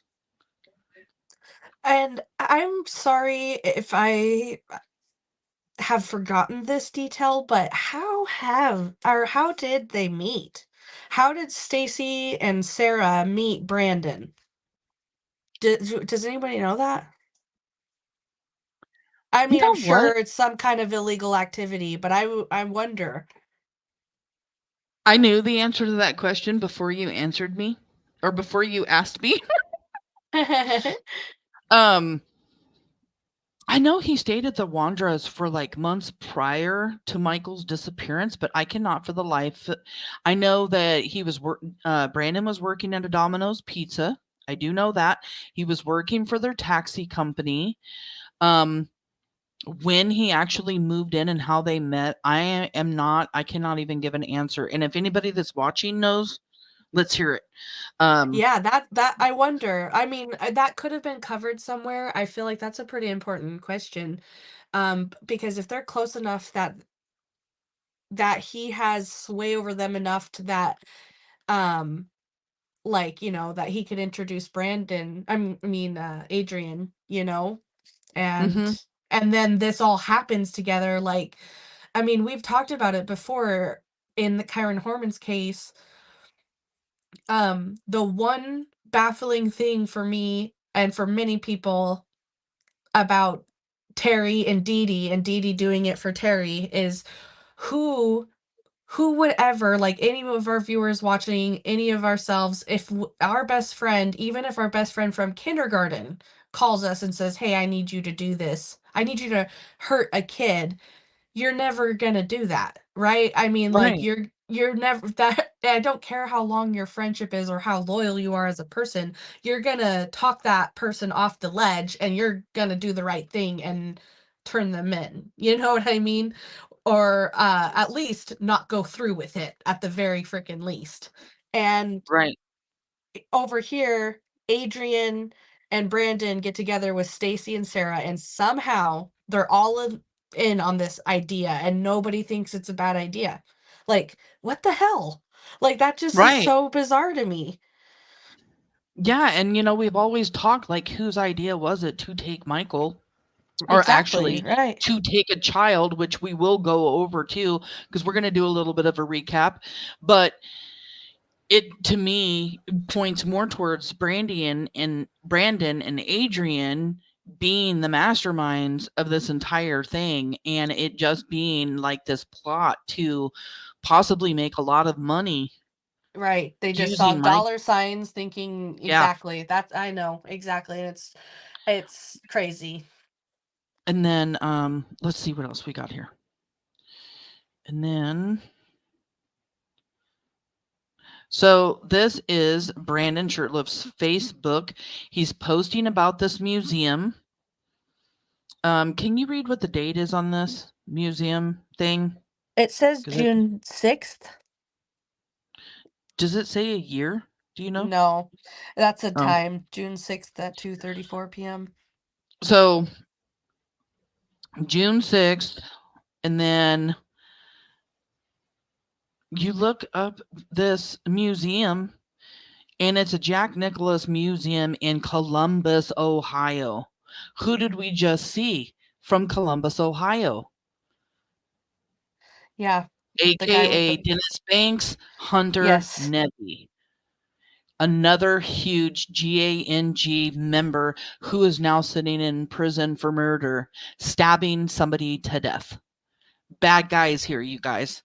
And this is why is he posting about a Columbus, Ohio museum on his Facebook? Do you guys see Brandon wanting to go to a museum in Ohio? I mean, we've known him to go to Montana, not Ohio. This is just kind of weird. This is what I'm saying. There's like these really strange, weird connections to certain things. So the person that I've been working with actually, if you want, Kaylee, you can read through these. This was the recording that we heard of Stacy Wandra in prison talking about drugs and snorting pop up his nose and all this stupid stuff since he's been in prison here recently. Messages back and forth between the person I've been working with and a couple of other people, but this is from the TikTok. And this blank face laugh out loud is Brandon. It's saying Brand Joe the Great, 100%. And yeah, they're replying, and then the poster who posted Stacy says, "Guy's a douche." This Stacy guy. Brandon says, "Amen, bro. Just don't say bad shit about Brandon or Adrien. They cool." 100. Yeah. And these are all different conversations. This is not in an order. So here's the next one.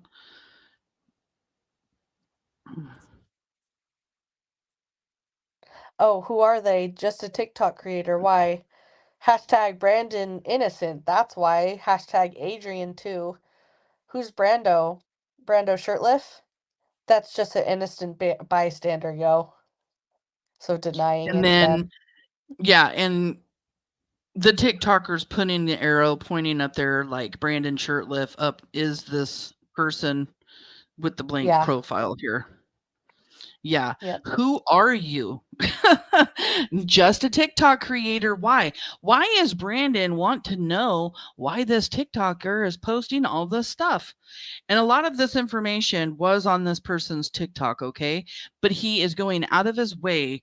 And I mean to tell you, this is just what I could share. But I know of lots of conversations between them.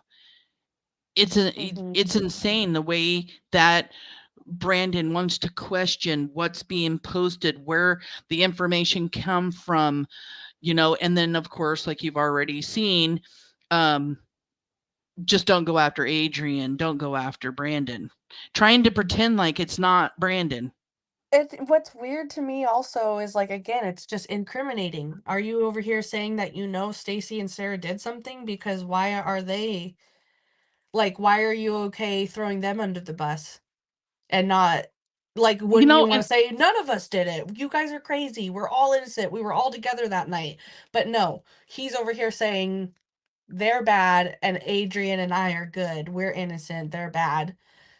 That is Thank you for incriminating to pointing me. that out, because this TikToker said the exact same thing. I couldn't find the other little message that I was looking for in my midst of all of the stuff that I had. And they say the exact same thing. She was thinking the same exact thing. Like, he's over here. How does he know? If he's not involved, how does he know? Exactly. Right?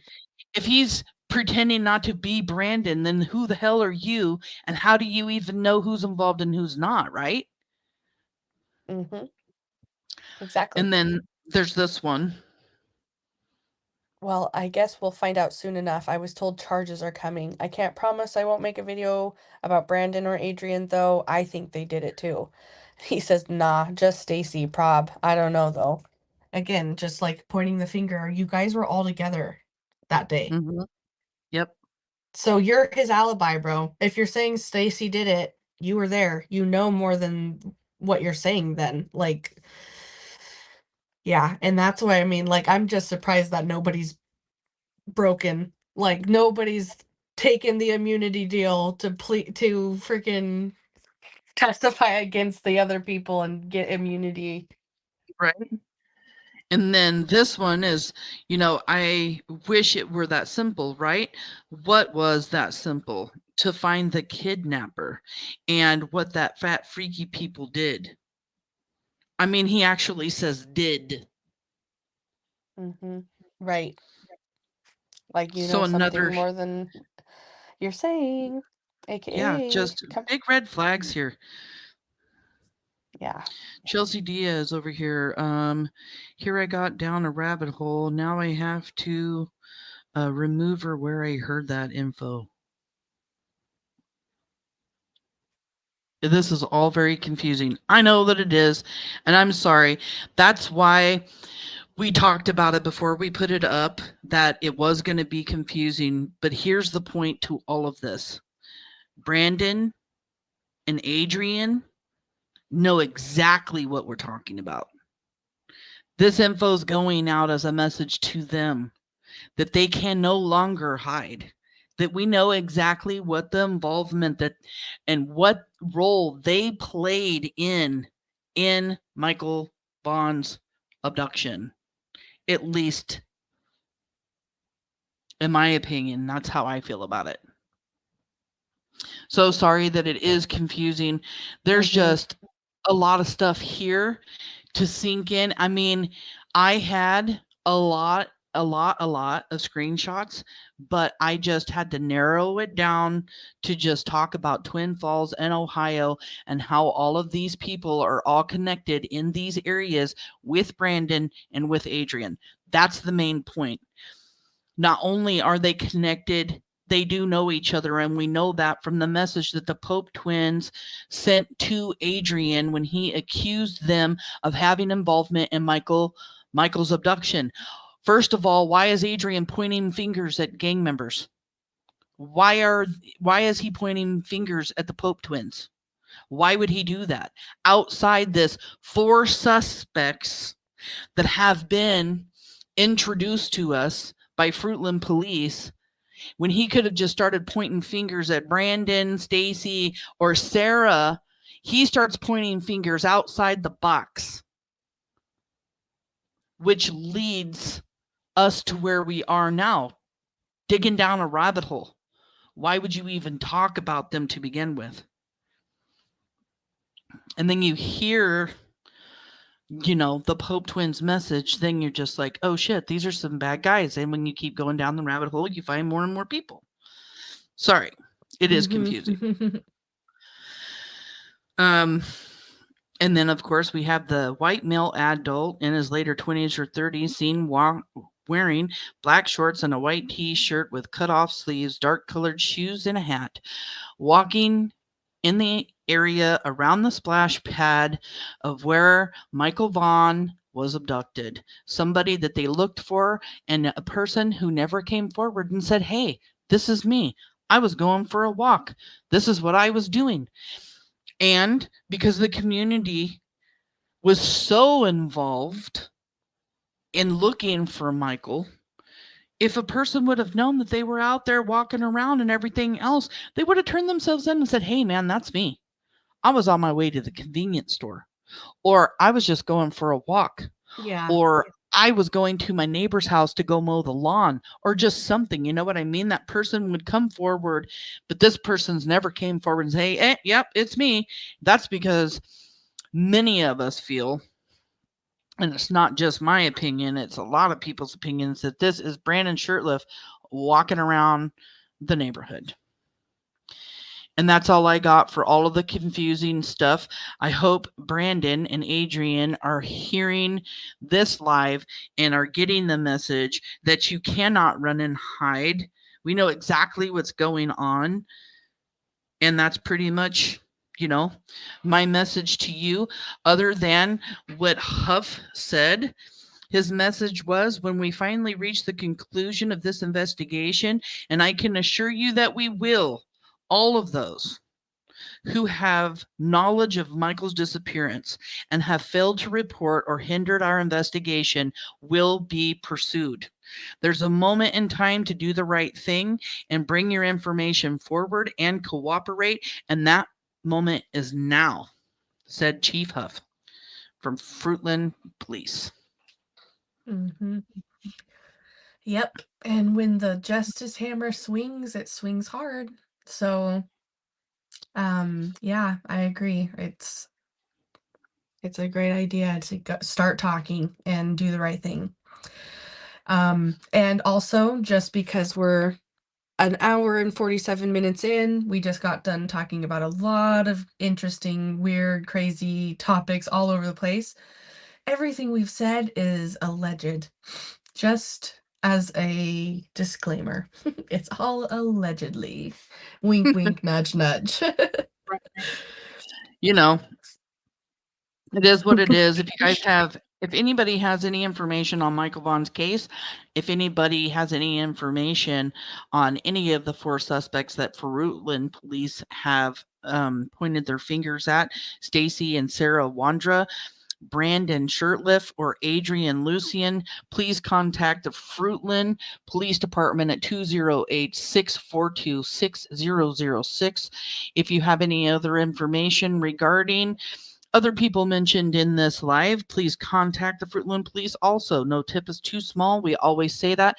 It only takes 1 tip, and that's what it takes, right? 1 tip to come in, 1 little tiny bit of information. You were at a party one night and you heard some people talking. It was just a conversation you overheard, and you're not even sure that you heard it right, but it sure sounded strange to you. If you're holding it in because you're not quite sure, it doesn't matter. Go talk about it. Go say something. You may know something. Yep. You may know something. So please, that telephone number again is 208-642-6006. And now we're just going to do a little bit of a recap on Michael Vaughan's case. Michael Vaughan disappeared on July 27th of 2021, right around the corner from his house off of 8th Avenue and Arizona, right? 8th Avenue? I believe so. Well, we'll just say 8th in Arizona, since I'm not sure if it's street or not. I want to play this clip. This is Sarah's little journey here that she's been on since they went to excavate the Wandra's yard. Did on or about the 12th day of November of this year, here in the state of Idaho, fail to notify the coroner of a death, the death of Michael Vaughan, with the intent to prevent the discovery. Look at those eyes, just shoot to kill. Of the manner of death. We continue to follow developing news out of Payette County. Police made an arrest in connection to the disappearance of Michael Vaughan. The little boy went missing from his Fruitland home in July of 2021 when he was 5 years old. Police arrested 35-year-old Stacy Wandra for failure to report a death. Doug, today in court at 1:30, the state of Idaho alleges that Stacy Wondra on November 12th failed to notify police of a death, and they said that she covered up the way in which Michael Vaughan died. Covered up the way in which he died. I found that clip to be kind of like really, really telling. You know what I mean? Yeah. This next clip, we're just going to kind of go over just a little bit. I've only highlighted, a few things. Judge denies bond for Stacy Wandra, May 4th, 2023. Let me see. And then I highlighted some stuff from here from Payette. Stacy Wandra pleaded not guilty to 3 felony charges at an arraignment hearing Thursday, and a judge denied a request for bond reduction, keeping it at $250,000. Now, at this time, Stacy Wandra was incarcerated in Napa County on a federal hold for a separate gun charge, and we know that he was named a suspect while he was incarcerated at that time and in federal custody for that gun crime, and that federal indictment was filed in May of 2022. Stacy Wandra was dissolved from having firearms due to a previous firearms conviction in April of 2019 in Montana. So yeah, he was incarcerated. When he finds out, he just turned into a suspect in Michael Vaughan's abduction. Before we move on, I finally got a chance to look at the comments, and we have some comments. Misfits True Crime wants to say, when we're done talking about Michael, she has an update, or they have an update on Elijah View, and they just wanted to make sure that we saw that message. Okay, yeah, after we're done with all of this, then we will do that update. I did get your text. I was just so engulfed on exactly what I was supposed to say during some of these clips. So sorry I haven't gotten back to you on that. I haven't been typing or anything. I've got just like a bunch of stuff laid out on the table that I'm reading and everything else. So sorry about that, Heidi. I love you. I can't actually wait to hear what you have to say about Elijah View, because Me too. yeah, I mean, I know that they did find him. Okay, and then so here I highlighted some more, like, I'm not gonna just bore everybody with a bunch of stuff. I just highlighted the important stuff. It says previously Stacy Wandra was facing a charge related to not reporting the death of Michael. However, a judge dismissed those charges in April 17th of 2023. And then Wandra pleaded not guilty to 1 count of each of the following: aggravated assault with a deadly weapon for allegedly pointing a GUN at someone's head at close range during or immediately following a verbal assault. So that's kind of violent. And then evidence destruction or alteration by attempting to prevent the GUN from being found as evidence. And that's her hiding the GUN in a purse and taking it over to her mom's house. And controlled substance, which was possession of the hydrocodone pills. Yeah, very violent. I mean, when you hear that, like, she took a GUN and pointed it to somebody's head after there was already a physical altercation. Right. And That's very scary. And that roommate, all he was trying to do was move a barbecuer that was in the Wandra's backyard. From what I understand, and from what I've been told, what I've heard from other YouTubers talking to Stacy and everybody else and everything, is that he was going to move this barbecuer and they flipped out. Same yard that police went to look for Michael after they received a tip from Stacy Wandra. And then in this one, I just want to read that her attorney asked for a speedy trial on the not guilty pleas and argued on Wandra's behalf on a bond reduction. And he noted that she had been in custody since November on a previous charge, the one that was related to Michael. He said how she was found not competent and sent to the state hospital for treatment until March. And she was. Sarah Wandra was found mentally unfit to proceed during that time, and she was committed to State Hospital South that was in Blackfoot on December 6, 2022. Look the place up. It's just your standard state hospital. Matter of fact, I was surprised that she was there because it didn't seem like it was like a maximum or even medium security type thing. I'm surprised. If she had a chance, I really believe she probably would have tried leaving this place. It just didn't look like it was on lockdown. You know what I mean? The commitment order indicates that she was found unfit to assist in her own defense proceedings, which were placed on hold. Her attorney asked for more time in the state hospital in January of that year, because her 90-day commitment period was going to end February 6th, prompting a status hearing that day and then a preliminary hearing on February 7th, but those were both denied by the judge. She was not giving extra time that I know of. And then this one, during the arguments for bond, the attorney sought to have Wandra released on her own recognizance, saying that money was a barrier since she had been in custody so long and not able to work.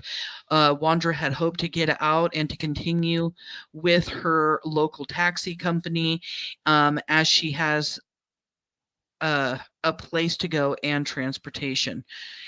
And since being treated in the hospital, Wandra had told her attorney that she had drastically changed, noting that her mental health was now in comparison night and day. So yeah, the medication change, everything she was going through had her on a medication roller coaster. The attorney went on to say that Wandra had failed to appear twice in cases in Washington County, Oregon, where as far as he could tell, she had just 3 prior felonies, including robbery, 2 counts of identity theft. And taking all of that into account, Philip said Wandra, I just wanted to put the robbery and stuff in. So yeah, robbery, 2 counts of identity theft, and that was all taken into account. And then this last bit here, after considering the arguments, the judge denied the motion for bond reduction based on state law, including Idaho Criminal Rule 46.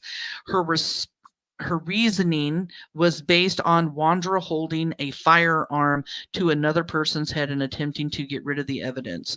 The judge said keeping the bond set at what it was for witness protection and public safety, because it was a serious offense, and noting that and the strength of the state's case against Wandra were the reasons for her ruling. So, yeah, at first she had pled not guilty, tried to get more time out of the judge in the mental facility.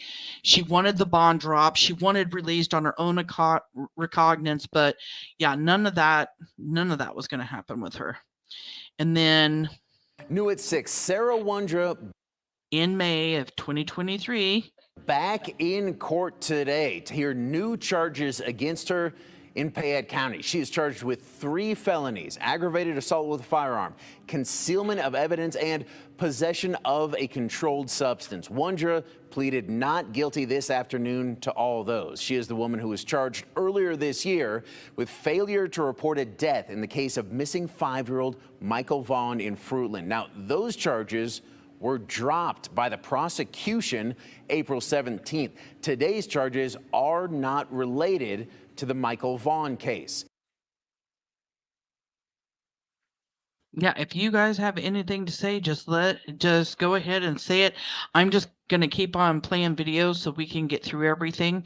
But yeah, that is the same thing that we just talked about. She pled not guilty in May during that time. And you know, when you think about them dropping charges like that, it can be frustrating because you know, like that was a couple years ago and you're like, well, what the heck has changed? Why did they think they had enough back then? Now they haven't moved forward seemingly, right? As far as what it seems on the surface, if you just glance at the surface. The They truth can charge her is, with that again, though. well, With the yeah. way that they left it stand. Oh, totally. And that's the whole thing. They weren't ready. They probably felt confident that they could go and charge her for this. But the thing is they were probably thinking, oh my goodness, the more and more I look into this, now that I know who to look into, now that I know where I should be focusing our attention and our investigation and our efforts, they were probably opening cans of worms left and right and going and finding out a lot of information. And that's where we are today. Why, like back then, the investigation was so early. And I feel like by that point, they weren't really on to Stara and Stacy Wandra until later. You know what I mean? It's not like they were their first suspects. So once they started unlayering the truth of what happened, they probably, like you said, were seeing, oh my goodness, how many connections are there to these people? We have to make dang sure that there isn't an entire huge ring involved here. That, you know what I mean? Right. Like, what level is involved here? We don't want to go after one person if we know there are 10 that we also need Right. to go after. You know what I mean? So that's probably Well, and I why they weren't. also, oh, sorry. Yeah, they just I probably they also, weren't ready. It's just crazy. yeah, and I also think during this time, like Sarah or Stacy Wandra even mentioned, you know, when they went to arrest him for this gun charge or whatever, that he was actually going to pick up phones from the police department, phones that they had in their custody. So I've actually heard other YouTubers talk about the fact that they do get these phones, police, and what did they find on those phones? Yeah. You know what I right? mean? They were looking for information possibly involved in all of this GUN charges and everything else, but they had their phones. And unless that they thought about this sooner or whatever, you know, what was on the phones? Was there talk about Michael on the phones? You know, we've kind of talked about this before. What the hell was on these phones? And then, of course, he gets arrested and he says it's because Sarah throws him underneath the bus because he went and sold that GUN to that pawn shop. So, you know, Yeah, exactly. he gets to find out that he's a suspect in Michael's case while he's already in custody. jail. Yeah. In custody. Let's see what this is. Well, new information on the woman originally charged in connection with the disappearance of Michael Vaughan. Sarah Wandra will serve between 3 and 7 years in prison on 2 state charges unrelated to Michael's case. Court records show she pleaded guilty to aggravated assault and alteration or concealment of evidence, and these crimes happened in April of 2022. Wandra also faced a federal gun charge, but that was dropped yesterday because she was prosecuted for the state charges. She remains in the Payette County Jail awaiting transfer to the Idaho Department of Correction. Again, authorities say these charges are not related to the Vaughan case. And Wandra was originally charged with failing to report a death in connection to Michael's disappearance, but that charge was dropped this spring. She was originally arrested in November of 2022 after Fruitland police said investigators determined she may have known about Michael's death and failed to report it. Investigators searched the Fruitland home she shared with her husband Stacy after receiving a tip that Michael's remains may be there. And then we're just going to go over so there she is like 5 or 6 months later, right after pleading not guilty, now pleading guilty, taking the sentence she's been given, going to be spending 3 to 7 years. And then there was a few things on her Facebook that I know we all talked about, and we all talked about like all of her weird, crazy TikToks. This was one of her Facebook posts in November of 2021. It says, "Watch out. You are walking into traps. Guard your children. Take it from me. I promise." Just months after Michael disappeared. Right. I think it's weird. It's just That really is weird. very creepy, especially with the health picture and stuff. Like, that is so creepy. Yeah, like, take it from me. And I mean, this was to fit into the CapCut video. So underneath it was like a link and talking about other stuff. But yeah, I had to shorten it up so it fits so everybody could see it. But it was, "Take it from me, I promise." How would she know about guarding your children? She wasn't a mom. Take it from me, I promise. That is just very eerie. And then the help picture. I don't like the NEAL at all.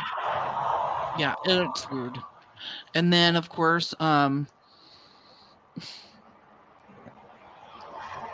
you have the picture of her with Michael's flyer this is one from one of her TikToks with Michael's flyer on the refrigerator at their house. I mean, if you knew you had something to do with the murder and abduction of a child, would you want their face on the refrigerator every day? Or would you do what Stacy Wandra did on July 31st, just days after Michael's disappearance, and change your profile picture to Michael Vaughan? Yeah. That's Exactly. weird. That's so very creepy strange. and weird. Very strange. And yeah, he comes up missing on the 27th. This is 4 days later. And this picture wasn't even like, this picture was taken from his babysitter because he was friends with her on his Facebook or whatever and was able to find it. So it didn't come from family or whatever. He was friends with that's even creepier. What the heck, man? That's so weird. Well, yeah, I didn't know that either. I knew it was not a picture that was like on the family's Facebook, but I didn't realize that he was Facebook friends with Michael's babysitter. That is... Yeah. And that's why she's talked about early on a lot about having some kind of involvement in Michael's abduction. I know she was questioned a lot by the police. And I believe that all stemmed from this right here, him sharing his picture on his profile. Because they start asking, like, pretty sure when he's incarcerated, where did you get the picture of him? The family doesn't recognize that picture. Where'd you get it? Hounding him about this picture that they may not have even known existed, because family's like, we didn't take that picture. Where'd it come from? So he has to, come out and say, like, oh, well, I'm friends with so-and-so. But yeah, she was questioned a lot by law enforcement. Red flags. It's really creepy. That makes me really worried about people putting photos of their children on Facebook, and you think that it's your friends and family. Yeah. But Right. then you have this girl, the babysitter, had a friend that. Right. Yeah. I agree with you 100%. I Yep. mean, even since I started doing all of this, all my kids have their stuff on lockdown. Yeah, right. You know, so many people are out there, they share their pictures everywhere. I mean, you see like something that you don't want to do, and I won't go deep, but I'm just saying, you say you're going to the pumpkin patch. Perfect example. We're going to the pumpkin patch Saturday. Checking in to such and such, pumpkin patch. If anybody's had an eye out for your child, for your grandchild or whatever, and then you go post, hey, this is where I'm at, and it's out in public, It's predators scary. see those And things, and it's their moment. It's their moment for action. In this case, you have 4 suspects that ran around all day.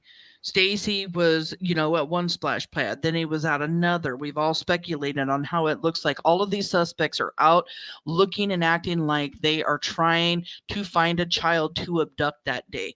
What are the chances that Michael decides, hey, I'm going to go out the garage door. I'm going to go knock on some neighbors' houses. I'm going to get seen on doorbell cams. I'm going to try to find a friend to play with. And now I'm going to walk down Arizona and get up towards 8th right at the same time the Wandras and Brandon are in their vehicle, in their truck, coming around that corner and pull over to the side of the dirt road right there. I'd like to remind everybody that Stacy even confirmed he saw a little boy. Like, oh yeah, I have he, all that. Yeah, yep. he did. And we all know he's talking about Michael. He's non-specific. He even changes the description of the little boy. But we everything. all, yeah, he's just, exactly. You can't take what he says. But I do believe him when he says he saw that. I mean, why would he say that if it's not true? He saw Michael and they took him. I actually, He did, I cannot wait because I found this little tiny clip of something where, oh, I cannot wait. I cannot wait. Keep what you just said in mind. The way he says that we know that he's seen Michael, like we know that he pulled over. Anyway, this person is asking Stacy, is that you? And then Stacy ends up replying, to this Facebook profile. As he's changed his profile picture to Michael, he says, no, this is a child that went missing in our neighborhood, and he's been gone for 5 days, and nobody can find him. He is only 5 years old. It's just creepy talking about him like they don't know, and it's just really creepy, really eerie. Alleged that you did on sorry, this one can come down, but exactly what you were just talking about. 8th in Arizona. What does he say here? I'm just going to show this little clip first because I wanted to kind of go in order, but I want to show you guys this while it's on my mind. Listen what he says at the beginning of this clip. You did mention seeing a child out by himself, but you... I got to throw up a banner right here for a second. Hold on.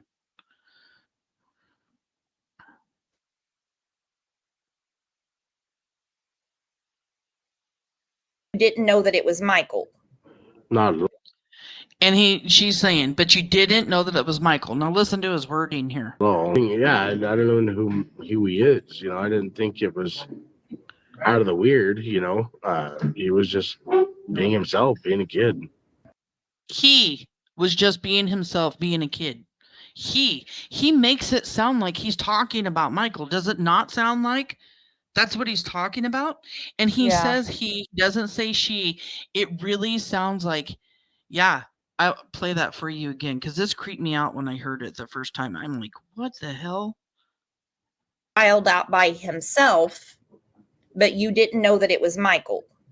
Not at all. Yeah, I don't know who he is. I didn't think it was out of the weird. He was just being himself, being a kid.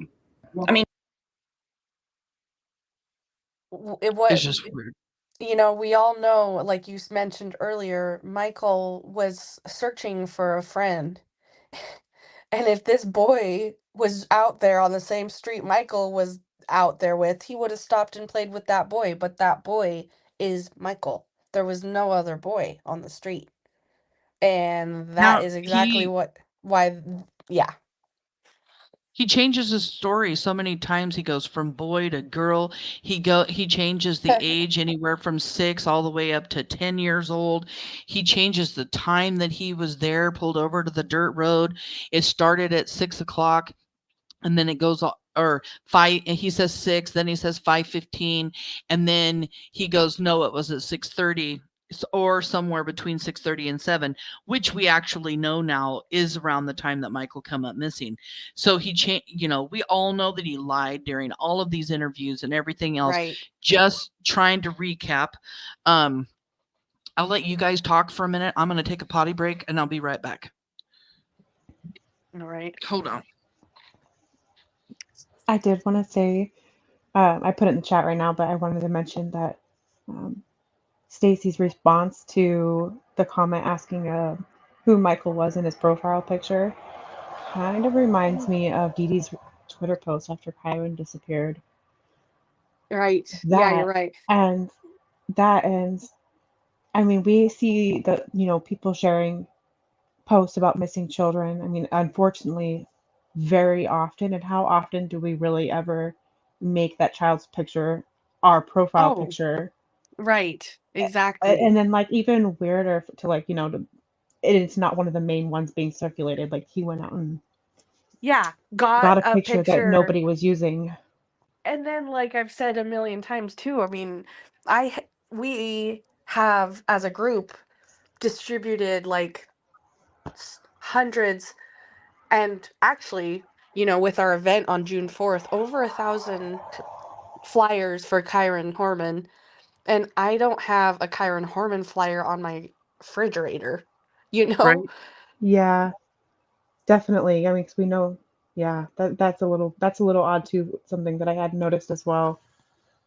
Nor has any of us ever put Kyron's face as our Yeah, Heidi just said that. either.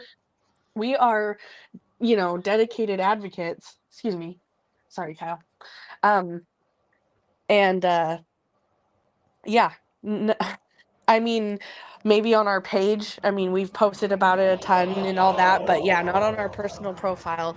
And I know that there are people that do, but do Stacy and Sarah Wandra seem like the type that would do that?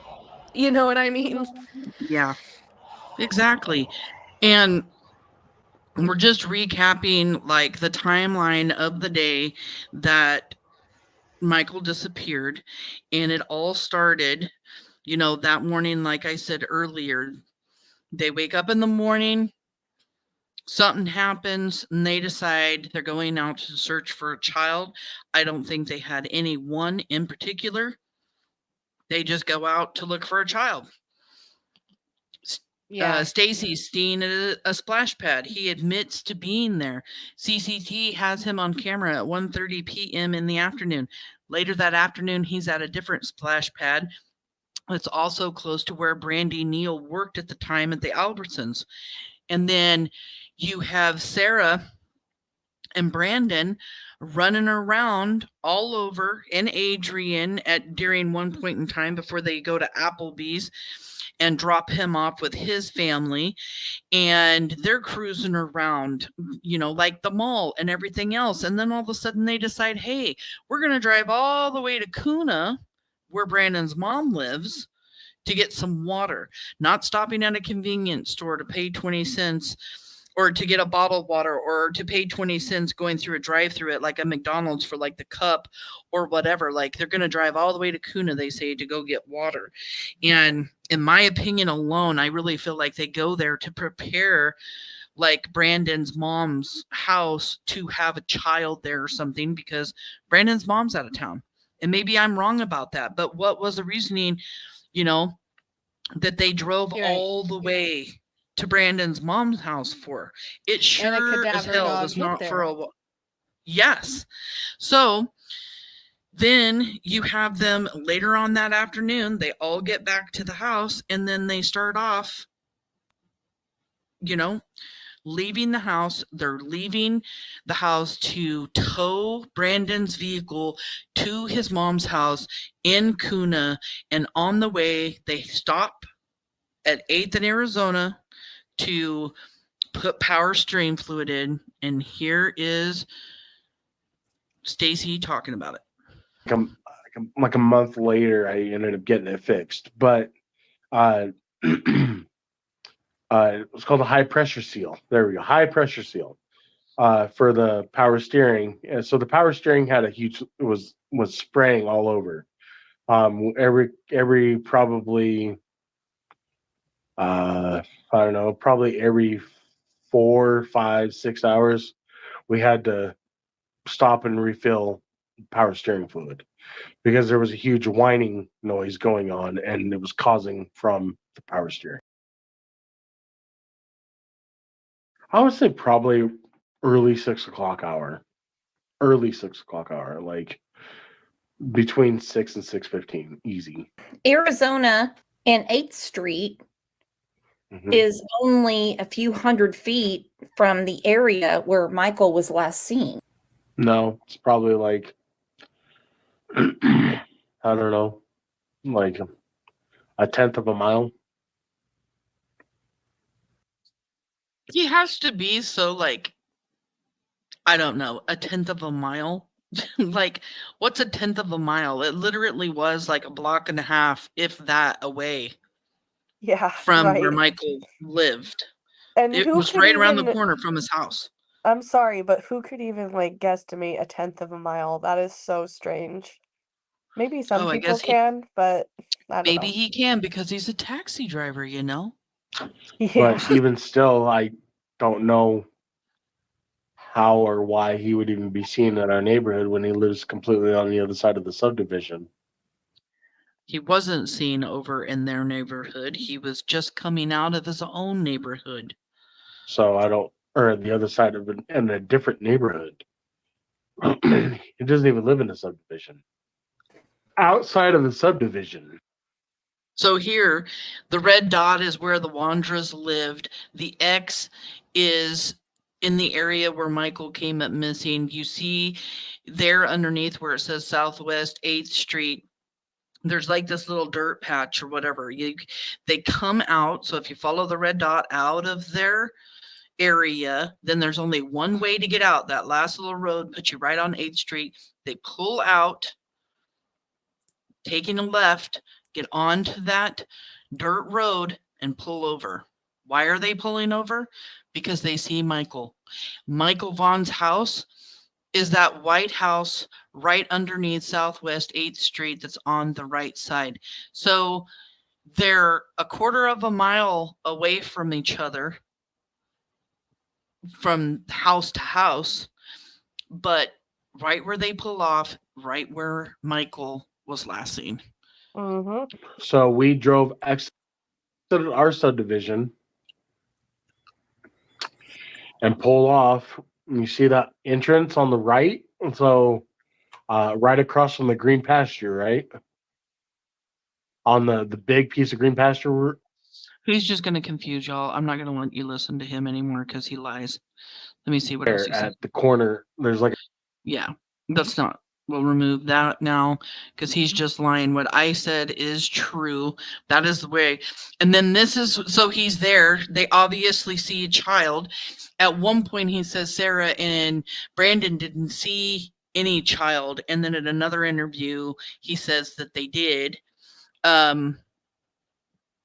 I don't understand how you can pay attention, see a child and know every single thing that they're doing when Stacy says he was only there for all of 30 seconds, but describes minutes and minutes and minutes worth of seeing this child. The child's in the yard, the child's on the sidewalk, the child's playing something, the child's not playing with something. It's a child between 6, 7, 8, 9, maybe 10. It's a boy, it's a girl. Didn't even look like Michael, didn't have blonde hair, had dark hair like mine. Like, this description of this child goes on and on and on and on, but he was only there for 30 seconds. His back would have been turned if he would have had his head up underneath the hood, pouring power steering fluid in that 30 seconds. You aren't going to have all of this information on this child he says that was not Michael, right? Exactly. I was going to say the same thing, and I heard Heidi, you were about to say exactly. His back was turned. His back, if we're to believe he was there to pull over to do power steering fluid, which is obviously a cover, not the truth. But if we're supposed to believe that, his back would have been turned. Yet, what? He has eyes on the back of his head, and he's freaking paying attention enough to this kid to detail, even if they're totally different details. Like you said, that is a lot of details that he gave about the kid, and it's just like, And it just changes and changes. The more interviews that he does, the more it right. changes. Everything's different. There is one thing that Stacy Wandra, actually, there's a few things that Stacy Wandra is good at. One, doing drugs. Two, lying. Like, really. Doing drugs and lying. Lying And as lying in about okay, doing drugs. he's not good. He's not a good liar, but he No, tells not a good lot at of it. lies. There you go. Okay, yeah, Yes, not good yes. at it. Right, I know what you mean. Yeah, he tells a lot of lies, and he does a lot of drugs. Exactly. Those are the two things that he I mean, spends a in lot some of of those time doing. interviews, I'd watch them, I'd record them, I'd take clips and everything else. And meanwhile, I'm getting on the phone and I'm talking with Kaylia, and I'm like, oh my God, he is so high in these videos. I mean, Yeah. in the one he did with Eve, Yeah. he is dripping sweat. He is white as a ghost, dripping sweat. And of course, denying, in saying that it was a false tip that he gave law enforcement. I have this clip. He talks about the kid that he did or didn't see that was whatever. Let's see. Recognize him now? No, not at all. No. That kid did not depict Michael at all. No, the timestamp of when he went missing was it like 6 o'clock or 6:30 at night or 7. We left at If you guys hear anything that you want me to stop, just let me know. 5:30. That's when they timestamped us leaving the neighborhood. Okay, so when you saw the child playing, about what time was it? You talking in reference to the child that was on his own? Yeah. I don't know. He was out there when we had left the house. We never stopped other than to stop on 8th Street in Arizona to go fill up fluid, and that was it. Okay, so you didn't talk to him or anything? Not at all, no. You didn't ask if he was lost or anything like that? No. Do you remember what he was wearing? What colors or anything? Not at all. I know that it was not Michael, I can tell you that. I would have recognized the picture. Well, you've seen it a lot, right? Okay. Every day. You see the... That's just weird. Every day. The way he says every day is just like, what the hell? Just weird. Child who you said does not look like Michael. Who was with you? Who was in the truck was Sarah, Brandon, and me. And who pointed out the child that was out? I saw him. I don't know whether they saw him. The hood was up on the truck. But I can tell you that it did not match Michael's description. Who saw the child? Who said there's a child? As far as I know, it was just me. As far as I'm concerned, it was only me. After I shut the hood, he was still out and about. So, no, I take that back. No, Sarah did see him. So did Brandon. But we never thought anything different of it. And it was not Michael. I'd just like to know why he backtracked from saying that they saw him or did not see him. Right. To No, they no, saw no. him. The hood was up. They couldn't have seen it. As far as I know, only me. Oh, wait. Actually, Sarah and Brandon did see him. Yeah, wait. So it's almost, I'm like, I asked myself earlier today when I was like re-listening to this, I was like, I wonder if they had already talked to law enforcement or something and had said something different to law enforcement, and that's why he changes what he said, because why else would he change that? Oh yeah, they did. He's either trying to throw them under the bus, or there was a police interview that he did that he just remembered about or something, but there's a reason behind why he all of a sudden changed that. He also said he was still out and about. So does that mean they had seen him and then were still circling around and then Michael was still walking around? Well, like he Because he's says that he was still out and about because he's trying to claim that they were there at a way earlier time than Michael was actually out and about, I think is what you're talking about. I'm not sure. Yeah, I think you're right. Yeah, I'd have to I re-listen to it. I was not sure exactly how he said it or what he meant, trying to take all of that in. I know, Yeah. right? Did you ever Yeah. watch any of these interviews, Heidi? Yeah, I did. It's just been a while since I've went over them again. I've watched it, I Yeah. think each one of them once. I suggest it's been anybody who's ever listened to them, and especially if you're a YouTuber listening to this live, rewatch them. Because I was so sick of Stacy. I was so sick of his coughing, just grossness, that I think I got to the point where I just got really tired of even wanting to listen to him. And I think it turned into more of like womp, womp, womp, womp, womp, like a Charlie Brown That's thing such a good in my point. brain. Yeah. And I re-listened to a lot of these last night, trying to decide which ones I wanted to use, which ones I wanted to throw up. And I'm like, wait a minute. Like that one that I just caught where he literally sounds like he's talking about Michael.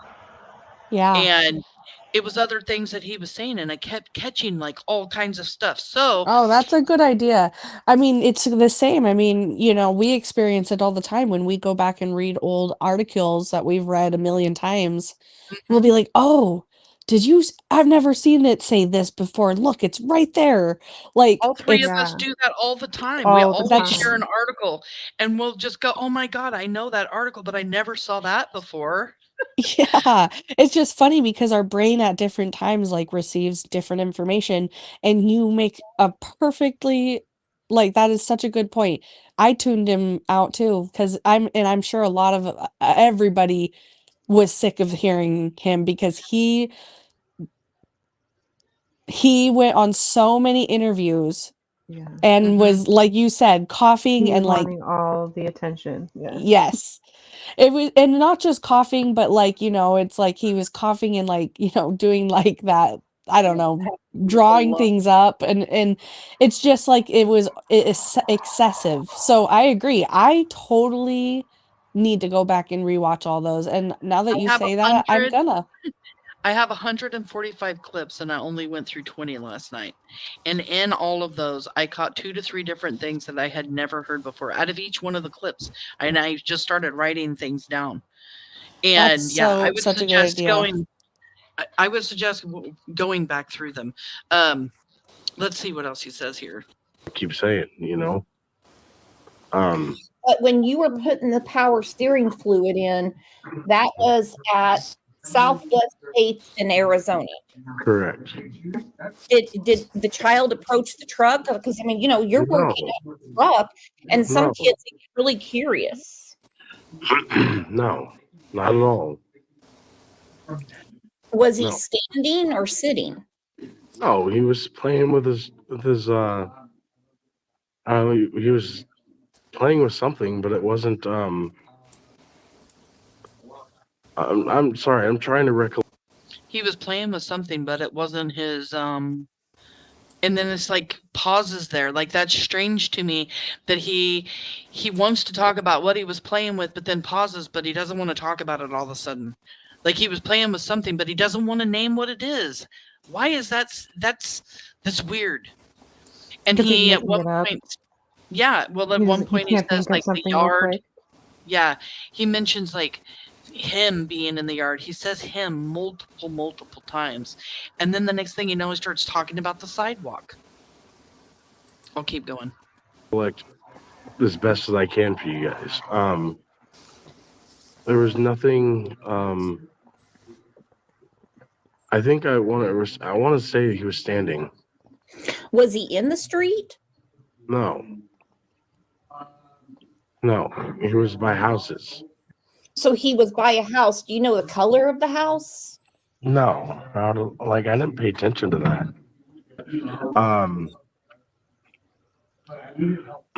But nothing was nothing was unusual about it at all. You know, he was just doing his own thing. And how far away from the street was he? I was on the sidewalk. Oh, he was on the sidewalk. Okay. Yeah, he wasn't even in the street. But he was by a house. Was it like there was a whole stretch of houses? at Southwest 8th in Arizona? Okay. About how many houses down did you see him? I don't know. I could see him in the distance. You know what I mean? Like there was I mean, I could see the face, but I don't. There was probably 5, 6, 7 houses. Now, when we saw that map, 5, 6, 7 houses, there's like 1 or 2 houses on that block right there before you get up to 8th Street. That's it. So 5, 6, half, and I wasn't paying attention to that. And now all of a sudden he can count houses. I'm going to fast forward just a little bit. Let's see, because I know that there was like other things he had to say. Let's see.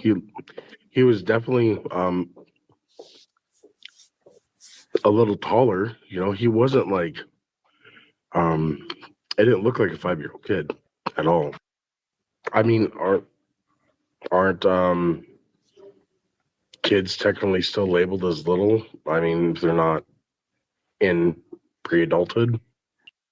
He makes Do you think that's why they still consider you a suspect? Don't have any other information to give them. You're asking the same exact questions of all 3 videos. I get we're trying to rehash, but people can also back.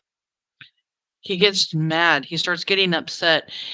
This is when, you know, he goes from Dr. Jekyll to Mr. Hyde, when he's like, it's okay to ask me questions, but when she really presses. CLL really presses, good for her, and asking these questions, trying to trip him up and everything else. And he just ends up getting really irritated and the ugliness comes out in him. So that is Stacy Wondra just going over the fact that he pulls over to do power steering fluid. Michael's there. We believe, Fruitland police believe that this is the time where Michael was abducted. And then, of course, they drive to Kuna, towing Brandon's car. And Brandon took a duffel bag. So now we're going to talk about this duffel bag. Stupid, but going back to the timestamps, I would say 6:30 or 7 was when we left. When you left. Correct. Okay. All right. So you leave at 6:30, 7 o'clock. Mhm. Okay. All right. And you guys are making a trip from Fruitland. Correct. To Kuna.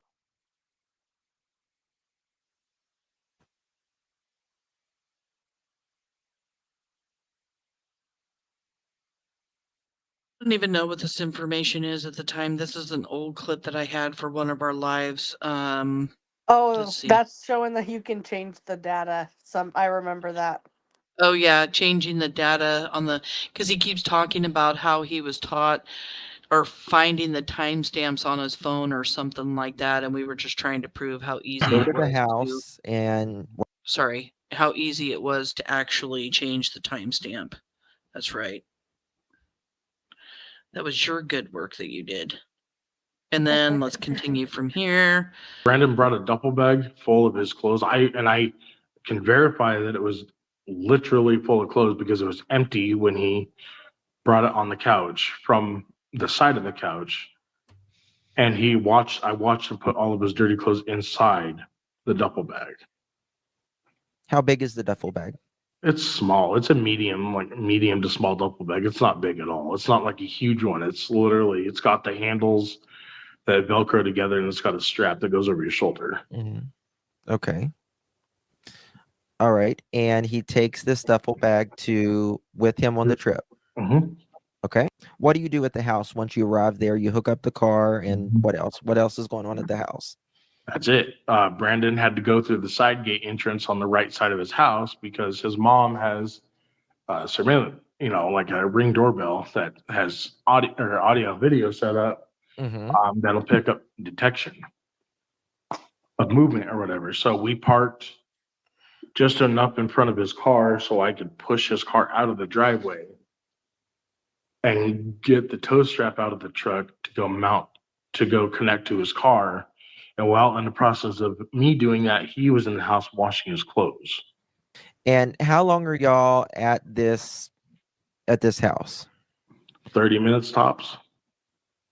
Well, you can't wash and dry your clothes for 30 minutes. He didn't dry his clothes. He washed them and left them in the washer, and then they went back the next day. Y'all drove straight over to Brandon's, and that was his mother's house, correct?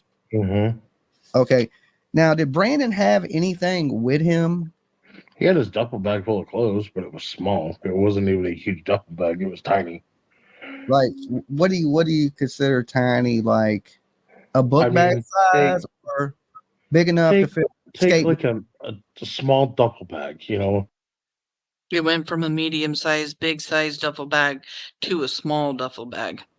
Had the little head straps on it, but not near big enough to put a human in it at all. And I don't even know why he makes the statement of not being a big enough duffel bag to put a body in it, a human in it, big enough to put Michael in it. Okay, so you're saying there's no way that he could have stuffed a small child in that bag. He just had dirty clothes in the bag. Yeah. And how long do you think y'all sat out there waiting on him to do the clothes? Just a guess.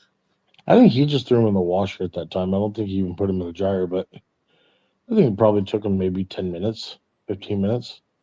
Okay. About the time it took me to hook the car up and stuff. So he.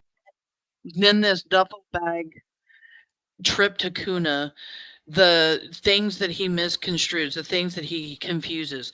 And at one statement, he talks about how him and Sarah sat in the truck while Brandon goes in the house. In another statement, Sarah goes into the house to go to the bathroom.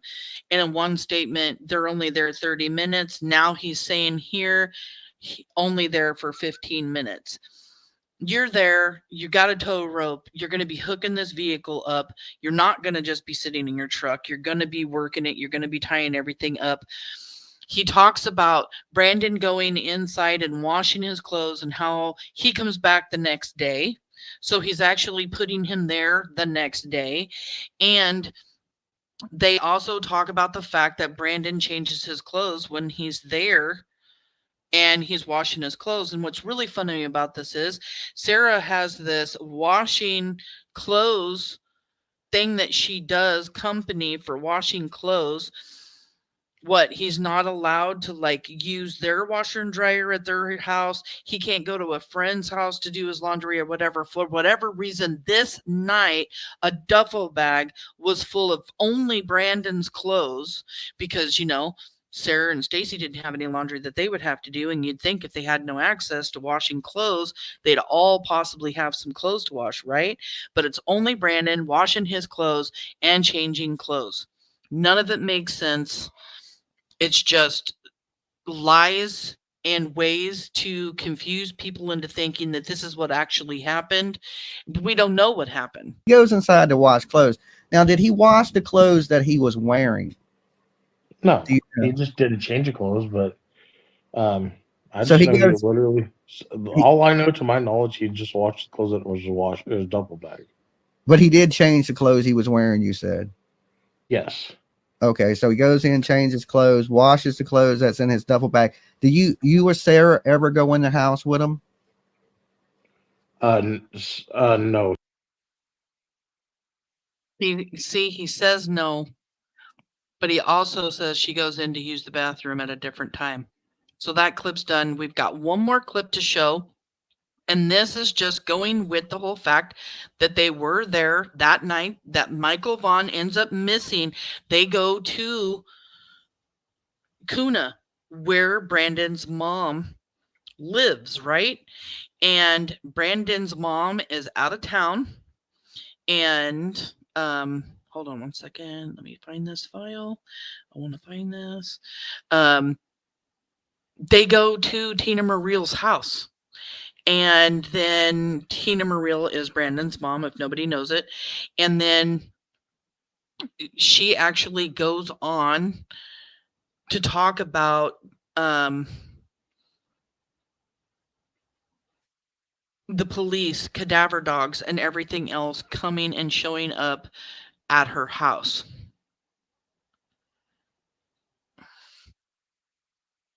Do one of you guys want to go over this? Sure. Let me get my headphones plugged back in. And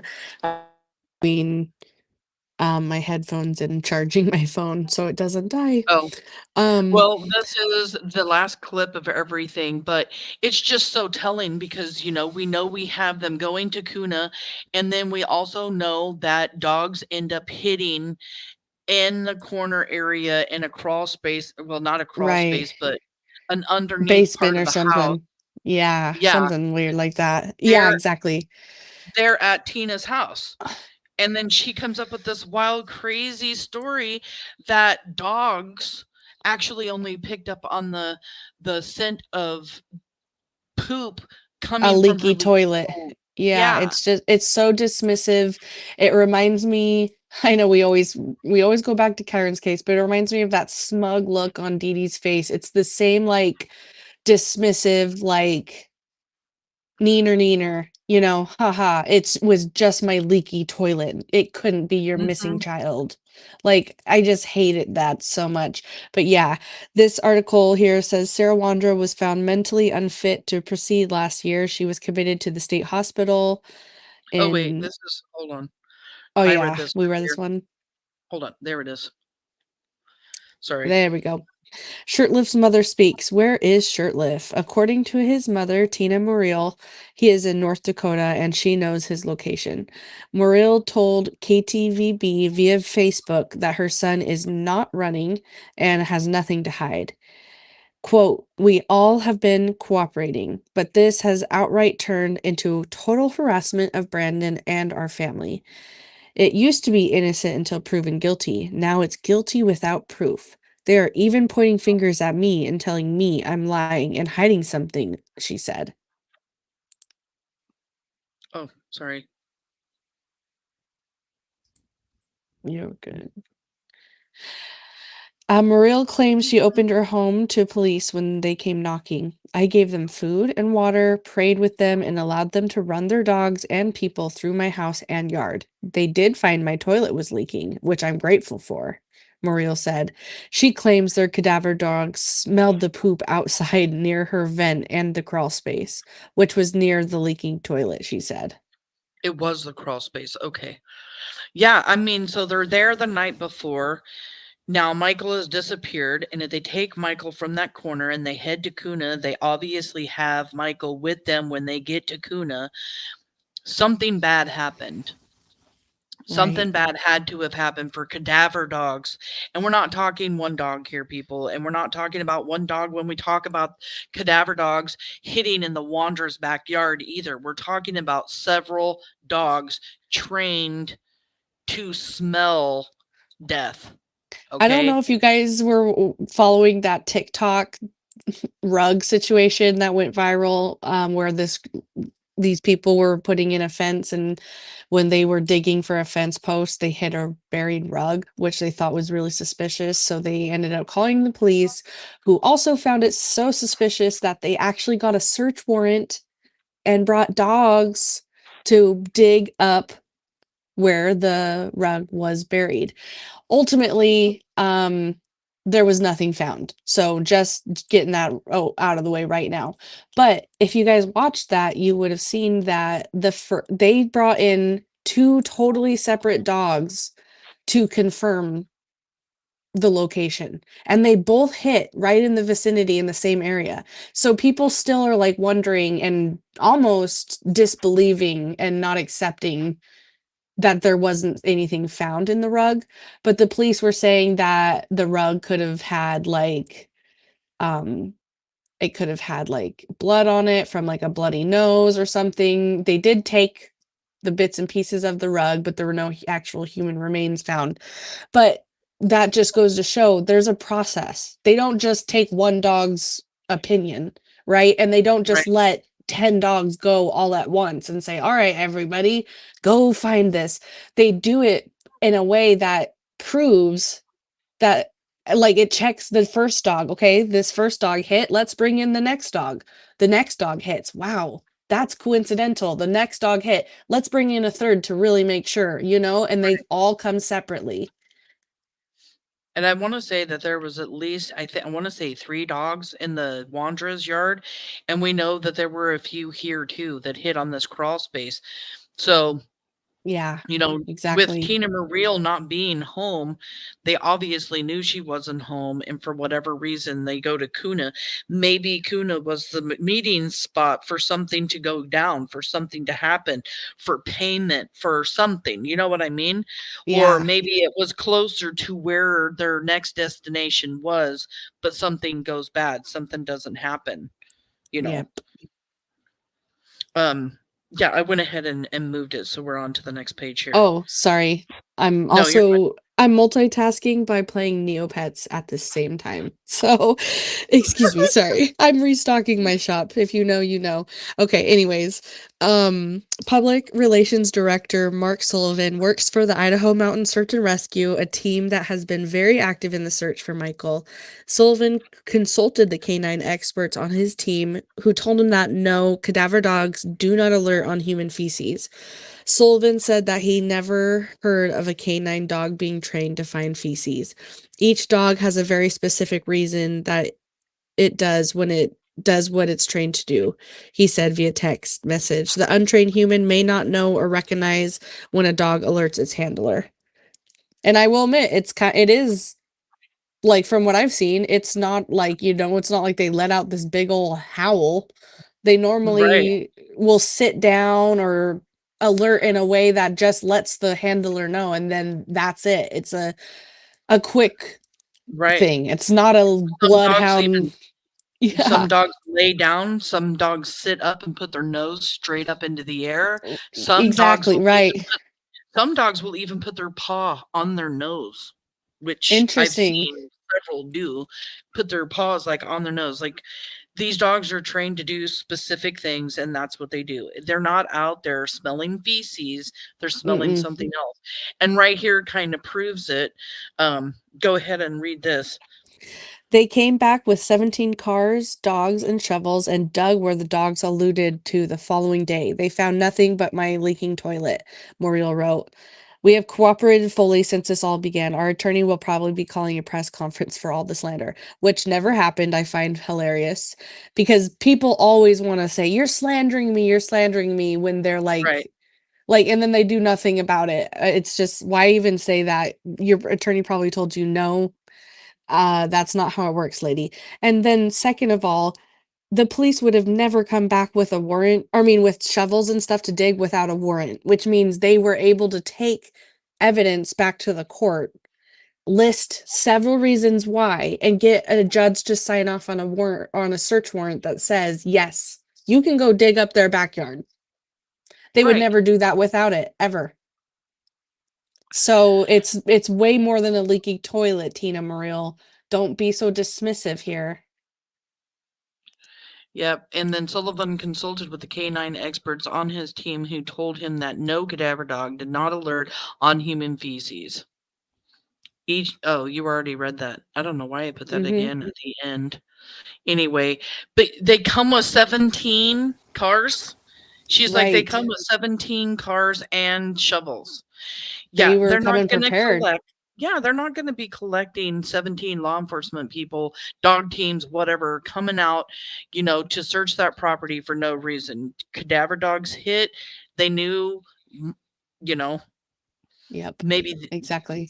maybe they don't know that it was Michael at that particular time, but they are assuming because everything else that's happened, you know, that he was out there for X amount of time before he was probably then moved to the Wanderer's backyard. So, you know, and the reason why this duffel bag is talked about so much is because there are so many people that believe that Michael may have been kept in this duffel bag. And at one point, Justin for all from I believe it's Clutch Those Pearls Now, and Josh from the lab actually had Stacy by the balls at one time talking about this, and you know, just the incidents that were going on in the duffel bag. And I swear Josh almost had Stacy. I swear it. I mean, when I watched that, it was just so, it was so close. So close to getting Stacy to talk about something. He started feeling so uncomfortable talking about Brandon and this duffel bag and everything. And anytime anybody ever talks about it, they don't like it. They just don't like it. So that's why we talk about it. If it's not something that was used, then it wasn't something that was used. But why do the suspects in this case get so worked up when it's mentioned? Exactly. Yep, exactly. And like I said before, they would have never brought charges against Sarah if they didn't have something to like prove that she was connected in some way, like some evidence. But they had to hold their horses, you know? They had to make sure that they got all the eggs in their basket before they pulled the trigger on that. So yeah, I'm really glad that they dropped the charges, and I know justice is coming. You know, just like all of us, we all believe it's way past due, but I do believe when this hammer of justice comes down, it's going to come down hard, and they're going to make sure that these people never, you know, they'll be spending the rest of their life in prison. And that's one of the things that I wanted to end the live with too, because you know, coming down, the hammer coming down hard and everything else, like Michael deserves justice. His family deserves justice. There he needs some peace. I mean, Brandi's just not feeling good and stuff. She's got her health conditions taking a toll on her right now. And we have Stacy Wondra getting out November 15th. Like, let's do something. Let's hope and pray that something happens. And what's even more funny, Kaylia mentioned to me earlier, is that hopefully Stacy Wandra decides, like, he's walking out of this Fresno, California prison, and right when he gets out to the sidewalk, they rearrest him for Michael Vaughan. That would be Right? amazing. Yeah, Like, that would or be. indictments come out beforehand. Let's not put this predator back out on the streets, who has proven time and time and time again that none He's of a what's happened repeat. to me matters. I mean, Yeah. I'm a repeat offender. I'm going to Yep. keep doing this. I'm going to continue being violent. I'm going to continue buying GUNSs even though I'm not supposed to. I'm a violent criminal, and I have been since I was a child in my teens, staying at a facility that was made for people like him, that were mentally incompetent, violent people. Okay? So it's just been proven time and time again, and it needs to stop. Before we go completely out, Heidi, if you're still here, the Misfits True Crime, please share with us the new information with the Elijah View case. And then after that, we are going to go out with a way better song, and Michael's beautiful face. You guys can throw up some blue hearts and some monkeys for Michael Monkey Vaughan. And we are Michael's army. We are never going to give up. We are always praying for the family. And if you have any information at all about Michael Vaughan and his abduction, any of the suspects, please call the Fruitland Police Department at 208-642-6006. No tip is too small. I don't know if the The Misfits True Crime is still here. I'm just waiting for an update on the Elijah View. Maybe I can even look it up, because she said that there was an update. I'm probably not going to be able to find anything right now. I'll send it to you in your text. Charges have been updated. Oh, nice. Is this something I'm actually going to be able to go over in this live? It's going to be long or short, or... Because I know my Kaylee and Heidi have been up all day long, and she's got to get up early. Let me see. What do we got here? Yes.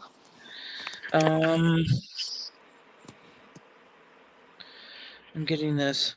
Description, count 1, physical abuse of a child, repeated acts causing death.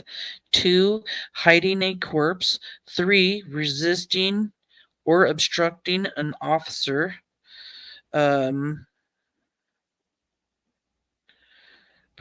You guys know me in court stuff. I'm just sitting here almost lost. Chronic neglect of a child. Felony B, neglect of a child.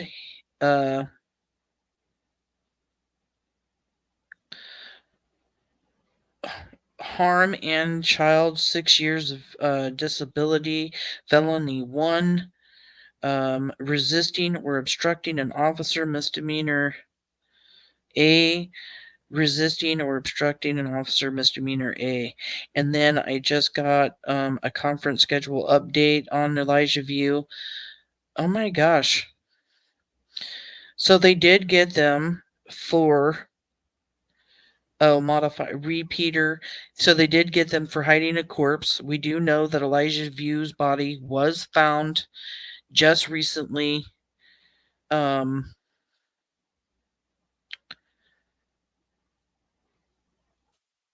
Are these charges on just Dwayne Robert? Oh, wait, that's not his name. Sorry. Elijah View, the boyfriend?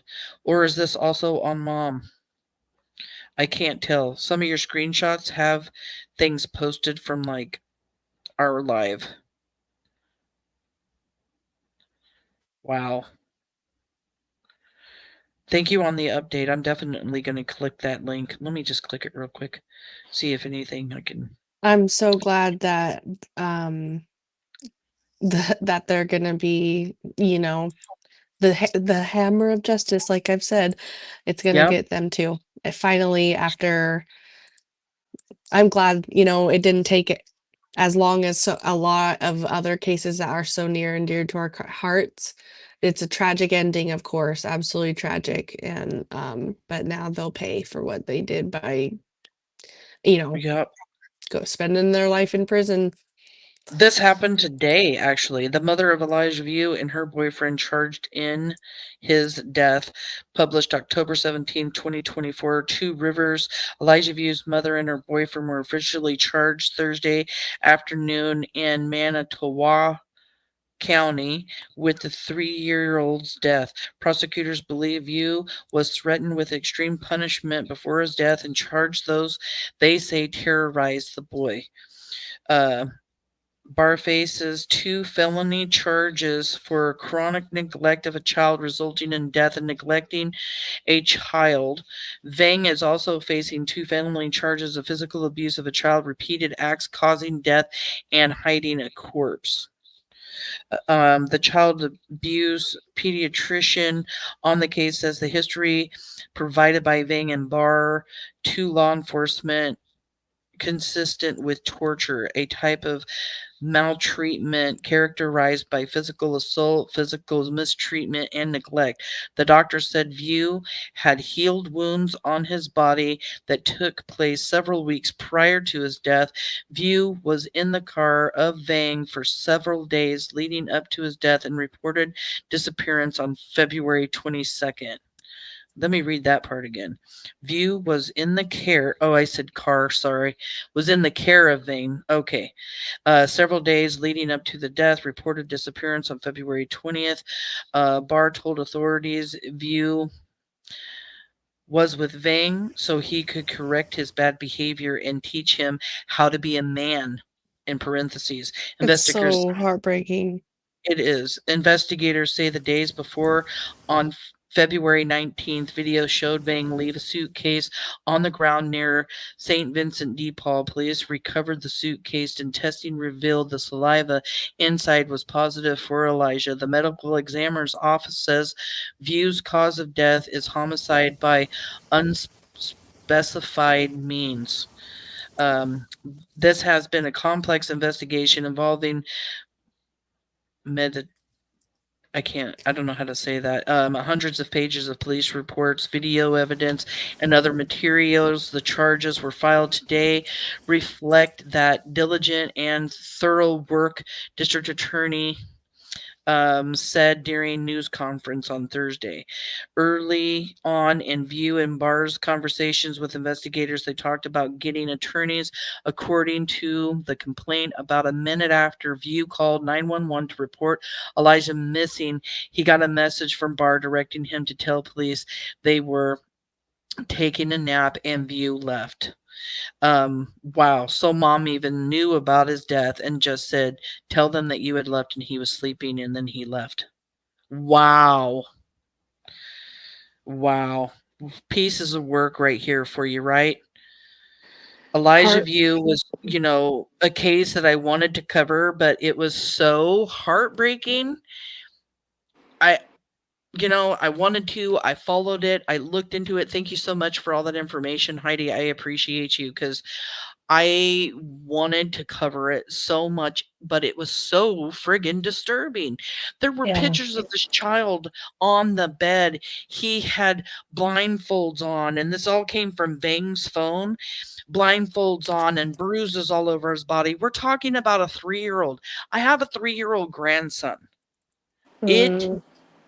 To think of that and then think what my 3-year-old grandson looks like, I cannot. I mean, it's so horrific, and It is think horrific. that a mom would send them to the boyfriend and say, here, make him a man. How do you make a 3-year-old a man? He's a baby. Literally, For I know. frig's sake, a baby. Yeah, that one is one that I do follow online, but I agree. What were you going to say, Heidi? Oh, I just said it's disgusting. It really is. It's For tragic. a 3-year-old, like they're tiny. They're tiny little bodies. Yeah. They're so innocent. They don't know what's going on or why it's happening. Yeah, right. Vang even would have him stand up in the room and keep his arms up in an upright position like a T, and just keep his arms up in the air for hours and hours and hours to punish him. He wasn't feeding him correctly during this time. Just all kinds of really crazy stuff was going on, and it was just so disturbing, and I just didn't know how I would be able to do a show in detail, of course, because that's what we do, without it just tearing me to pieces. Like right now, I'm even imagining, like, my granddaughter is going to be 2. She's still in diapers. She's still a baby. She's just learning how to talk really, really well. It blows my mind that there are monsters, you guys, monsters out there that hurt children, that murder children. I can't. How do you wrap your head around some of the shit these people do? And you know what? Every single one of those people that do those monsters, guaranteed they have somebody in their life that thought they would never do that. That it was impossible for that person to do that. Yep. Right. Yeah. That's a good. Wow. That's so true. Because you just really to a child, Yeah, I mean, none of us can wrap our heads around it. It's like it's so, in my new line of work, that's one thing that we kind of talk about is like, you know, um, we see a lot of different types of cases that come through, and I work in criminal law now, and so there's all kinds of different crimes that come through, and the one that you never gets easier, never is any like all the other ones are like, you can kind of read about. Unfortunately, we've kind of been like what's the word? Desensitized to a lot of like the bad things that happen out there, because we know the world is a cruel place and bad things happen. There are evil people out there, but when it involves a child, that's almost just like you'll never accept it, so it hurts every single time. And that's exactly Yeah. how it's been going. That's how it is when I research cases in my free time. Because it's like it's so hard to wrap your mind around that it's just one of those that you'll never be okay with, you'll never accept, and it hurts every single time. And that's why we talked, months back when I told you, like, it's time for people to talk about this stuff, even though it's ugly, even though Yeah. it's hard, especially when you're talking about We can't children being pretend it doesn't essayed and stuff. happen, because Yes, it and it has to happens. be talked about. Yes, Not only exactly. bringing awareness to children, but bringing awareness of the bad things that are happening to our children. It's just important to talk And about. protect the children in your lives, just like you said, look who your friends are. Do you have some weird friends that you literally have no business being friends with anymore? Go clean your friends list up, especially if you're posting kids on on the internet, and I am somebody who, like, I don't even post, like, I know a lot of people will post things like TikToks or things with their kids in it. It's just like it's a hard pass for me, because I just never know. Well, just like yesterday, day before yesterday, I was telling you guys I'm getting prank phone calls. If Yeah. somebody has made a new profile in my account that I showed you guys are going over and reporting Oh this yeah. fake account, because this fake account has blocked me and I can't even report Yes. this Tell account me that's a that's not fake me. suspicious. Yeah. This fake account that is pretending to be Samantha went and looked up Samantha's real profile and blocked her. Like, that And is not only so that, sketch. they're using my full name, including my maiden name. Samantha Joe, maiden name, last name. It's And like, I'm just yeah, like, it's whoa, wow. exactly. So, yep, that's just my PSA. I know we all can agree. Like, you're not watching us if you're not aware of that. So, I know I'm preaching to the choir. So, Right. And yeah, Heidi, I didn't know about the suitcase either. Sorry, Heidi, we have another Heidi. The I know, Misfit right? True Crime. Yeah. What are the odds? She's like, I didn't even know about the suit. I didn't know about that either. I'm gonna actually look a lot more in detail and listen to that press conference too, instead of just reading the article on. Oh, I'm just glad that he was found, because he did have grandparents and aunties that loved him to death. Like, he really did. Oh, not to death, but he really did have Yeah, family out right. there That that loved him and cared for him, and now they, can put him to rest and move on. And we don't say closure, just, find the peace that they need and move forward, as right. hard as it may sound. Um, Let his legacy live on, and do things in his honor. I know right. exactly what you mean. All right, everybody. I am so thankful for all of my moderators for being here. Thank you guys so much. No trolling was going on tonight. We're so happy to have been able to do another Michael Vaughan live tonight, and hopefully bring some new information out there that people didn't know about. Thank you, AV, for being here. Thank you, Connie. Thank you, Misfits True Crime. Connie, Heidi, thank you for Chelsea coming as on. well. Yep. I And hope that Heidi, we'll be doing, another live with you here, Heidi, right. on a case that I know you know better, like Kyron, because I know that's where your heart is full. But we're just glad to have you here, and you can cut us off at any time. We will keep talking. You literally have to put your foot down and go, whoa. And me and Kaylia do it all the time, because Yep. I'm sorry, I'm bad. I'll overtalk everybody because I'll just keep going. You have to literally cut me off. And I It's hate just, being that person, but I feel like when it gets quiet, the live's not running right or something. oh no. It's, how it goes. It's just sometimes we kind of get distracted or have other things, or what you're where you're going and just want to hear where you're going, you know. But yeah. Yeah, definitely. With Michael's case, I don't know it as well as Kyron's case, so I often just find myself like listening because it's something I Right. haven't heard. So, you know. Mhm. But it's so nice to have you join us on this live. And yeah, seriously, in the next I Chiron love it. live, please be with us again. I'm glad that our viewers got a introduction to you, Heidi, because again, she's an asset to our trio. We wouldn't be the trio without you, Heidi, and you're amazing at what you do too. I'm seriously impressed. I always brag about you, the three of our research skills, like together. It just never ceases to amaze me.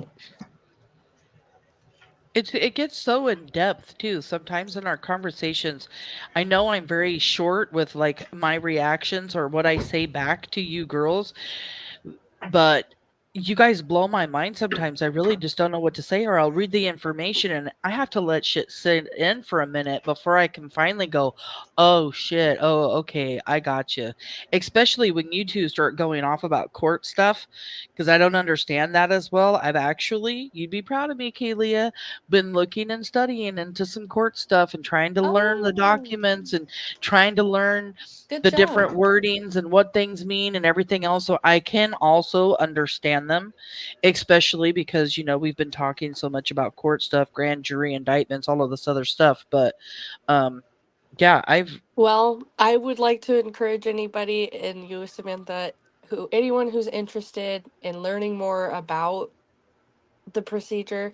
A lot of court trials are open to the public, and you can walk right in and walk right out. In fact, um, they bring students into trials all the time to observe and learn, and you don't Oh need to wow. make an appointment or anything. And you can really get a first hand experience of what it's like. Like, it's nothing like what you see on TV. It will help you wrap your head around like the process and how things work and like why, because they explain it all right there too, so everybody can it's all about fairness. It literally is all about upholding the fairness of the justice system and trying to make sure that it always is, um I can't think of the word that they use, but it's basically to honor it because it's been our like a long-standing tradition in our country, so we got to treat it with respect. So yeah, it's open to the public, and everybody who's interested should go and sit down, because yeah, I think it'll help you get a better understanding of the background of things, of why things are done and why things have to wait. Why haven't they brought charges to certain cases? Go sit down in a trial and listen, especially if you are free for like 2 weeks and you're ready, you can go sit down for 2 weeks and listen to all of it. You'll be like, oh wow, no freaking wonder. Like, that was Right. a lot. That was a I lot. cannot wait to see where your future grows, because you're already one badass and you are just going to become more badass the longer and more you learn Thank with you. what I you're doing know. right now. Like, I'm it's so so awesome. grateful. It really is awesome. It's like, It truly was the job for you. it Like, was a perfect fit. I felt like a puzzle piece fitting right into this puzzle.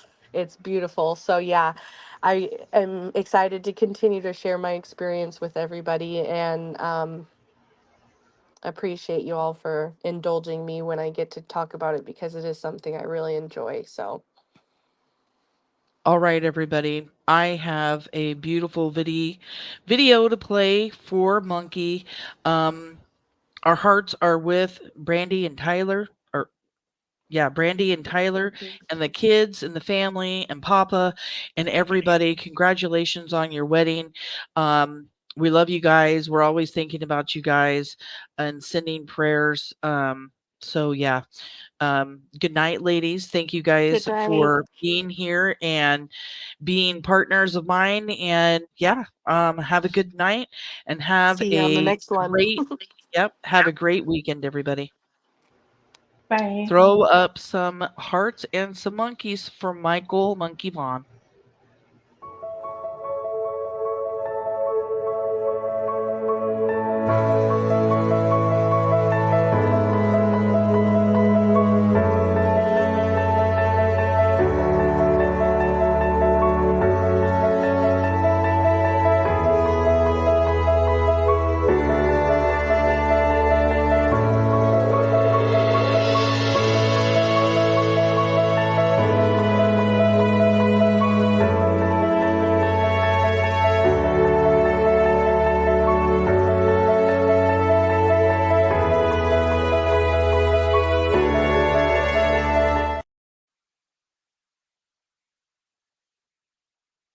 Thank you guys for being here. Have a wonderful, wonderful night and have a really good weekend. We love you. I did not mean to put that rolling eye face up there, by the way. Have a good night, everyone.